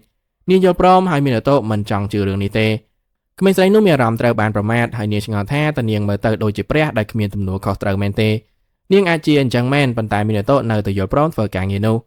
មុនពេលគាត់ចាប់ផ្ដើមក្មេងស្រីនោះប្រាប់គាត់ថាគាត់ក៏គួរតែបោះប្រអប់ឈើទាំងអស់ចូលទៅក្នុងច្រកទ្វារមួយផងដែរមីណាតូចាប់ផ្ដើមធ្វើការហើយគាត់ប្រើសមត្ថភាពខ្យល់របស់គាត់ដើម្បីផ្លាស់ទីប្រអប់ឈើទាំងអស់គាត់បញ្ជូនពួកវាទៅក្នុងច្រកទ្វារដោយដែលនាងចង់បានហើយនាងនិយាយថានេះជាទស្សនវិជ្ជាដ៏ស្រស់ស្អាតខណៈដែលរឿងទាំងអស់នេះកំពុងកើតឡើងយ៉ាម៉ាកាមីនិងសម្ពោចកំពុងធ្វើការយ៉ាងលំបាកនៅលើភ្នំសម្ពោចបានបំផ្លាញច្រកទ្វារជាច្រើនប៉ុន្តែសម្ពោចមួយក្បាលបានធ្លាក់មកលើដីយ៉ាម៉ាកាមីនិយាយថាពួកគេលោឡាខ្លាំងណាស់ហើយគាត់ឆ្ងល់ថាតើអ្វីៗដំណើរការយ៉ាងម៉េចដែរសម្ពោចបញ្យល់ថាពួកគេបានចាត់ការច្រកទ្វារគ្រប់ទិសទីដូច្នេះយ៉ាម៉ាកាមីប្រាប់ពួកគេថាពួកគេធ្វើការបានល្អខ្លាំងណាស់គាត់ប្រកាសថាពួកគេត្រូវទៅជួយមីណាតូឥឡូវនេះប៉ុន្តែពួកគេមិនដឹងថាហេតុអ្វីទេយ៉ាម៉ាកាមីមិនចង់ជឿថាពួកគេមិនទាន់ដឹងនៅឡើយទេហើយគាត់បង្ហាញថាមីណាតូកំពុងជាប់នៅក្នុងពិភពកាមីសម្ពោចភ្ជាប់ចំណុចនានាបញ្ចូលគ្នាហើយពួកគេដឹងថាសម្លេងពីហូមុននេះប្រហែលជាការព្រមានមួយសេរីនិយាយថាពួកគេត្រូវតែទៅភ្លាមប៉ុន្តែពិភពកាមីដែលត្រូវបានគេបោះបង់ចោលកាន់តែច្រើនចាប់ផ្ដើមលេចឡើងពួកវាកំពុងបន្តរីករាលដាលឆ្ពោះទៅរកផ្ទះរបស់មីណាតូហើយស្ថានភាពកាន់តែអាក្រក់ទៅរំពេចនោះហ្វូជីននិងរ៉ៃជីនបានមកដល់ហើយផ្ដល់ជំនួយរបស់ពួកគេយ៉ាម៉ាកាមីអរគុណពួកគេហើយប្រាប់សម្ពោចឲ្យទុកកន្លែងនេះឲ្យពួកគេយ៉ាម៉ាកាមីនឹងនៅទីនេះហើយសម្ពោចក៏ចេញទៅជួយសង្គ្រោះមីណាតូហ្វូជីននិងរ៉ៃជីនប្រាប់យ៉ាម៉ាកាមីថាគាត់អាចសម្រាកបានប៉ុន្តែគាត់មានអារម្មណ៍ត្រូវបានគេប្រមាថគាត់ប្រើការវាយប្រហារដ៏ខ្លាំងក្លាមួយជំនួសវិញហើយកំទេចច្រកទ្វារជាច្រើនពួកគេលេងសើចនឹងយ៉ាម៉ាកាមីដែលនិយាយថារឿងនេះរំលឹកពួកគេពីពេលដែលគាត់ធ្លាប់កាចនិងពេលដែលគាត់ផ្ទុះកំហឹងគ្រប់ពេលវេលាវាមានរយៈពេល 1000 ឆ្នាំមកហើយចាប់តាំងពីពេលនោះមកដូច្នេះយ៉ាម៉ាកាមីប្រាប់ពួកគេឈប់និយាយមិនសមហេតុផលត្រឡប់ទៅក្នុងពិភពកាមីវិញមីណាតូបានសម្អាតប្រអប់ឈើទាំងអស់រួចរាល់ហើយបោះប្រអប់ឈើចុងក្រោយចូលទៅក្នុងច្រកទ្វារគាត់ឆ្ងល់ថាតើក្មេងស្រីនោះគិតយ៉ាងណាដែរហើយនាងក៏ភ្ញាក់ឡើ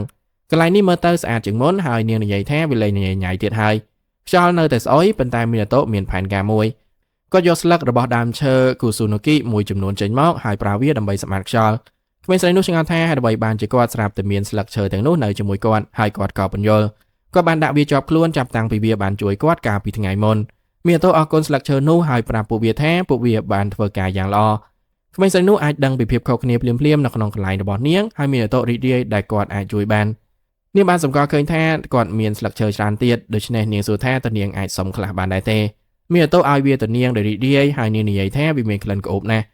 ់ដើម្បីជាការអរគុណចំពោះអ្វីដែលគាត់បានធ្វើនាងប្រាប់មីណាតូថានាងនឹងឲ្យថាមពលមួយចំនួនរបស់នាងទៅគាត់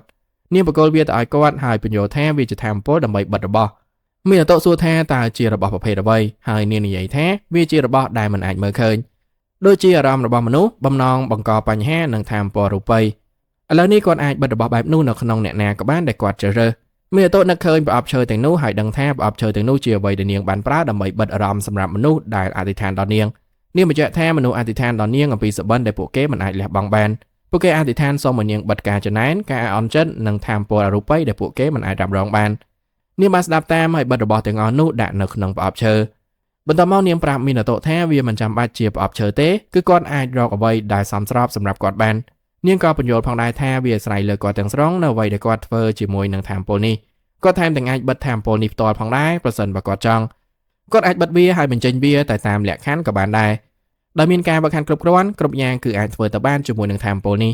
ពេលនាងបញ្យល់ចប់នាងក៏ចាប់ផ្ដើមងុយដេកមានអតុភ័យសន្ស្លាវហើយសួរថាច្រកចេញនៅណាមុនពេលនាងដេកលក់នាងរអ៊ូរទាំអ្វីមួយអំពីអ្វីដែលជាច្រកចេញហើយបន្ទាប់មកក៏ស្ងាត់មាត់ឆឹងមានអតុទទួលយកថានាងបានដេកលក់បាត់ហើយគាត់កំណត់ថាគាត់មិនអាចបង្ខំនាងឲ្យភ្ញាក់បានទេគាត់ឆ្ងល់ថាតើគាត់គួរធ្វើបែបណាប៉ុន្តែសំណាងល្អសម្ពោចបានបង្ហាញខ្លួននៅចំពោះមុខគាត់ ពួកគេបាននាំគាត់ត្រឡប់ទៅខាងក្រៅវិញហើយគាត់អរគុណពួកគេដែលបានមកទទួលគាត់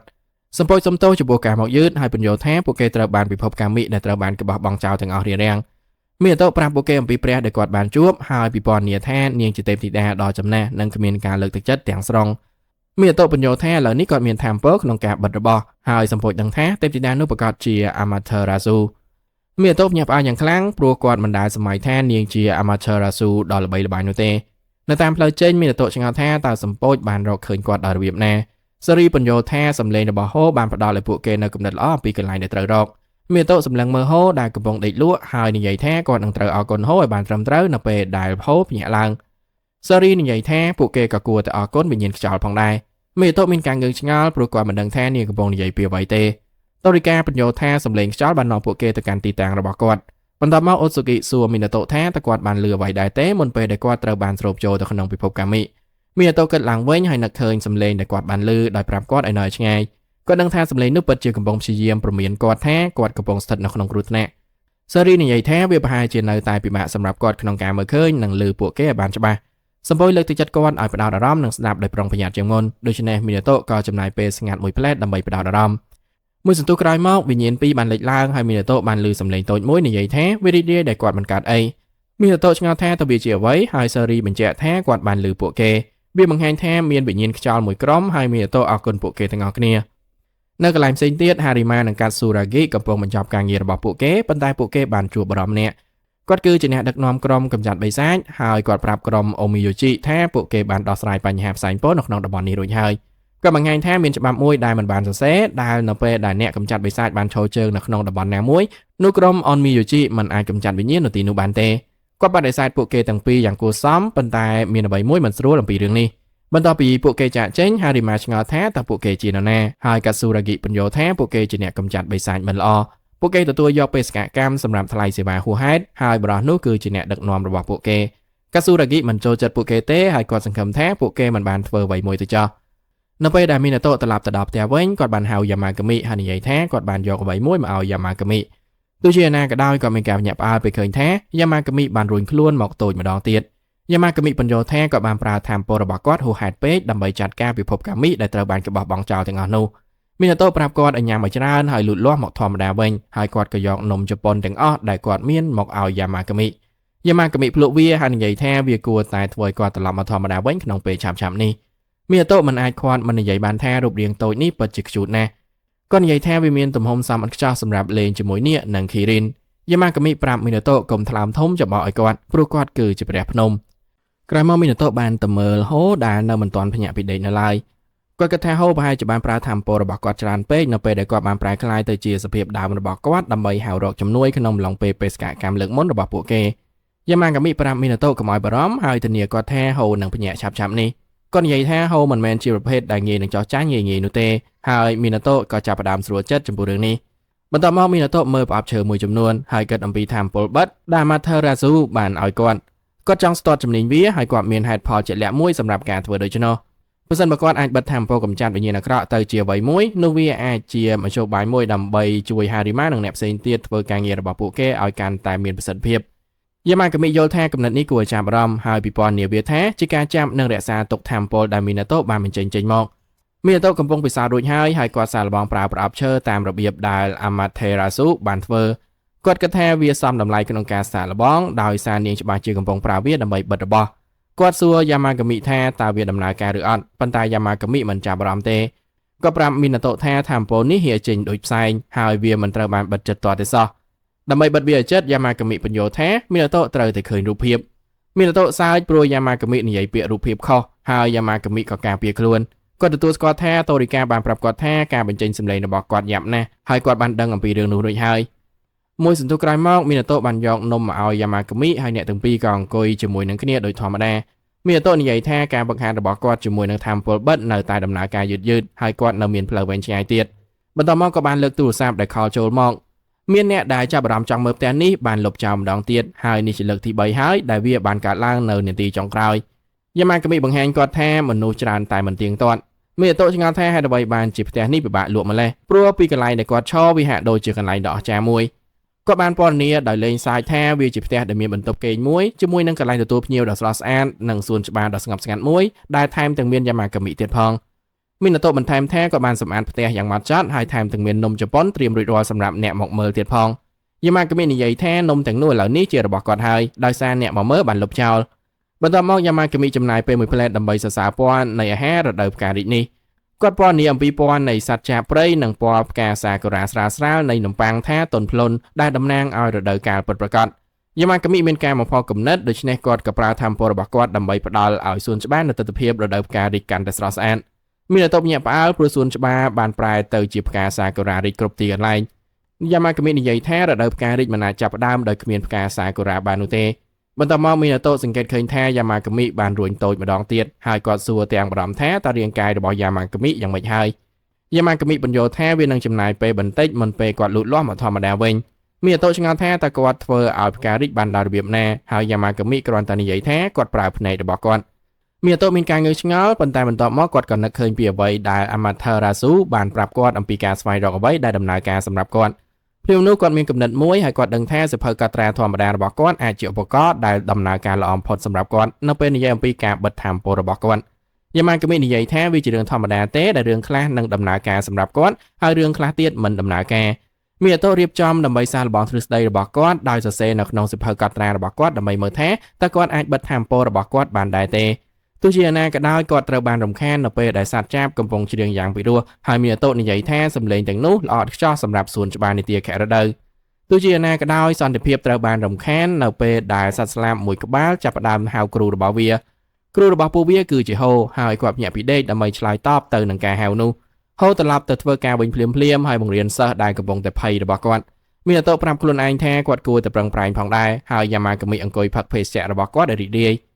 មិនយូរប៉ុន្មានសម្ពោចបាននាំមីណាតូហើយបានអូសគាត់ទៅជាមួយសម្រាប់ដំណើរជីកទំពាំងនៅលើភ្នំអូស៊ូគីរំភើបយ៉ាងខ្លាំងហើយតូរីកាប្រាប់មីណាតូឲ្យត្រៀមខ្លួនមីណាតូឆ្ងល់ថាតើការជីកទំពាំងមានទំនាក់ទំនងអ្វីជាមួយនឹងការវឹកហាត់បិទធម៌ពលរបស់គាត់សេរីបញ្យល់ថាមានទំពាំងជាច្រើននៅលើភ្នំរបស់យ៉ាម៉ាកាមីហើយការញ៉ាំអាហារឆ្ងាញ់ៗនៅនីតិខរដូវអាចផ្ដល់ឲ្យគាត់នៅធម៌ពលកាន់តែច្រើនមីណាតូសង្ឃឹមថាពួកគេនិយាយត្រូវទៅចោះហើយគាត់ក៏ដើរតាមពួកគេទៅតាមនឹងនេះត្រឡប់ទៅផ្ទះវិញហ្វូជីនបង្ហាញអ្វីមួយដែលគួរឲ្យចាប់អារម្មណ៍ដល់យ៉ាម៉ាកាមីដោយចៃដន្យ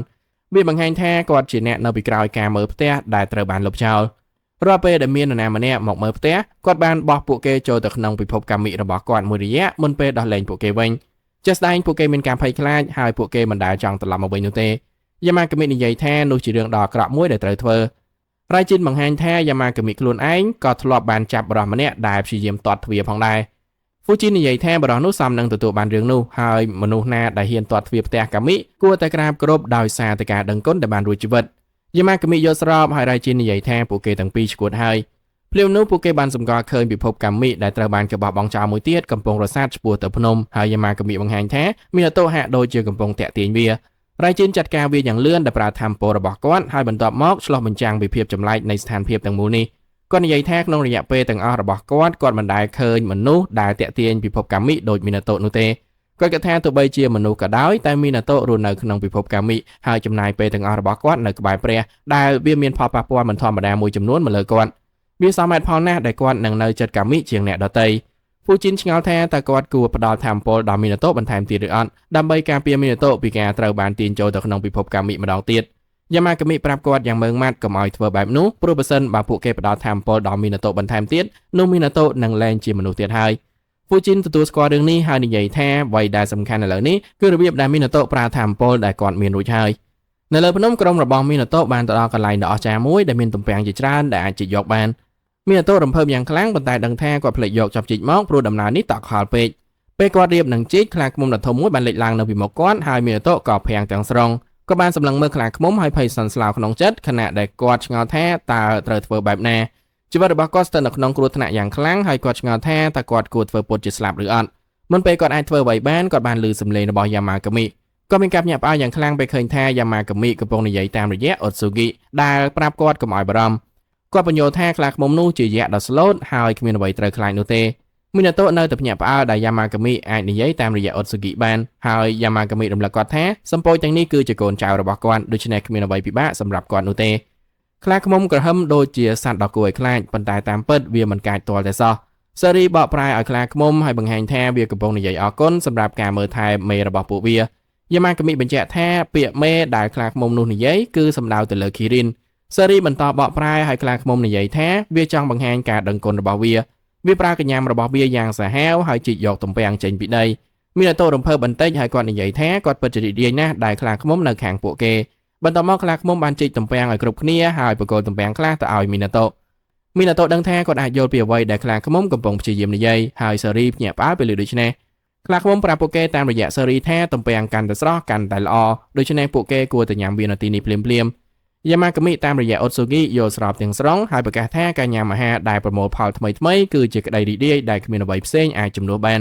គ្រប់គ្នាយល់ស្របថានេះគឺជាក្តីរីករាយនៃផលិតផលតាមរដូវកាលដែលមានជំនួយពីខ្លាឃ្មុំពួកគេបានចិត្តទំពាំងនៅទីនោះរួមជាមួយនឹងវ៉ាសាប៊ីខ្លះហើយមីណាតូបកគោលចំណាយរបស់គាត់ទៅយាមាកាម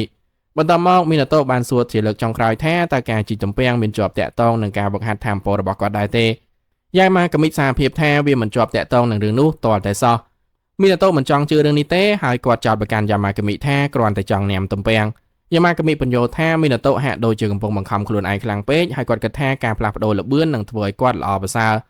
មីណាតូទទួលស្គាល់ថាគាត់មានអារម្មណ៍ស្ងប់ជាងមុនបន្ទាប់ពីនៅក្នុងខ្យល់អាកាសបរិសុទ្ធដោយសារតែដំណើរកម្សាន្តខ្លីរបស់ពួកគេគាត់បានសម្គាល់ឃើញថាគាត់អាចទំនាក់ទំនងជាមួយនឹងសត្វបានបន្តិចយាមាកាមិប្រាប់គាត់ឲ្យភ្លក់ទំពាំងហើយមីណាតូបានខាំមួយម៉ាត់ពេញមួយថ្ងៃគឺជាជោគជ័យដ៏អស្ចារ្យដោយគាត់ប្រកាសថាវាពិតជាអស្ចារ្យណាស់ពេលពួកគេត្រឡប់ទៅផ្ទះវិញមីណាតូសម្រេចចិត្តលេងហ្គេមជាមួយយាមាកាមិគាត់រៀបចំហ្គេមស៊ូជីគូស៊ូស៊ីហើយពន្យល់ពីច្បាប់អ្វីដែលអ្នកត្រូវធ្វើគឺទាញបំណែកមួយចេញដោយមិនឲ្យឮសំឡេងបើសិនមកអ្នកធ្វើឲ្យឮសំឡេងនោះនឹងត្រូវបានបដូរវេនហើយអ្នកណាដែលយកបានបំណែកច្រើននៅចុងបញ្ចប់នឹងឈ្នះយាមាកាមិនិយាយថាវាស្ដាប់ទៅងាយស្រួលដូច្នេះមីណាតូព្រមានគាត់ថាវាពិបាកណាស់ហ្គេមនេះមិនដំណើរការល្អសម្រាប់យាមាកាមិទេព្រោះយើងឃើញថាមីណាតូយកបានបំណែកទាំងអស់យាមាកាមិខឹងយ៉ាងខ្លាំងព្រោះគាត់មិនអាចយល់ថាវាអាចទៅរួចដោយរបៀបណាទេហើយគាត់ទទូចលេងមួយជុំទៀតជុំទី2ក៏មិនដំណើរការល្អសម្រាប់គាត់ដែរហើយគាត់ចាប់ផ្ដើមមានការខឹងសម្បាចំពោះអំណាចឈើនីមួយៗគាត់សម្លឹងមើលពួកវាហើយទាមទារចង់ដឹងថាតើអ្នកណាជាអ្នកផ្ដល់ការអនុញ្ញាតឲ្យពួកវាបង្កើតសំឡេងគាត់ហៅពួកវាថាបំណែកឈើល្ងងហើយគាត់ឆ្ងល់ថាតើពួកវាទទួលបានទំនុកចិត្តមកពីណាដើម្បីប្រឆាំងនឹងគាត់មីណាតូប្រាប់គាត់កុំឲ្យធ្វើវាបាក់បែកដូច្នេះយាមាកាមិក៏តាំងស្មារតីឡើងវិញយាមាកាមិចាប់ផ្ដើមប្រើថាមពលរបស់គាត់ដើម្បីមានប្រៀបដូច្នេះមីណាតូត្រូវប្រាប់គាត់កុំឲ្យលេងល្បិចយាមាកាមិបដិសេធការលេងល្បិចហើយនិយាយថាវាគ្រាន់តែជាផ្នែកមួយនៃការវឹកហាត់របស់គាត់ប៉ុណ្ណោះអ្នកទាំងពីរចាប់ផ្ដើមឆ្លោះប្រកែកគ្នាប៉ុន្តែមានអ្វីមួយកើតឡើងនៅក្នុងសួនច្បារមានអ្វីមួយចាប់ផ្ដើមភ្លឺដូច្នេះមីណាតូក៏សួរយាមាកាមិអំពីវា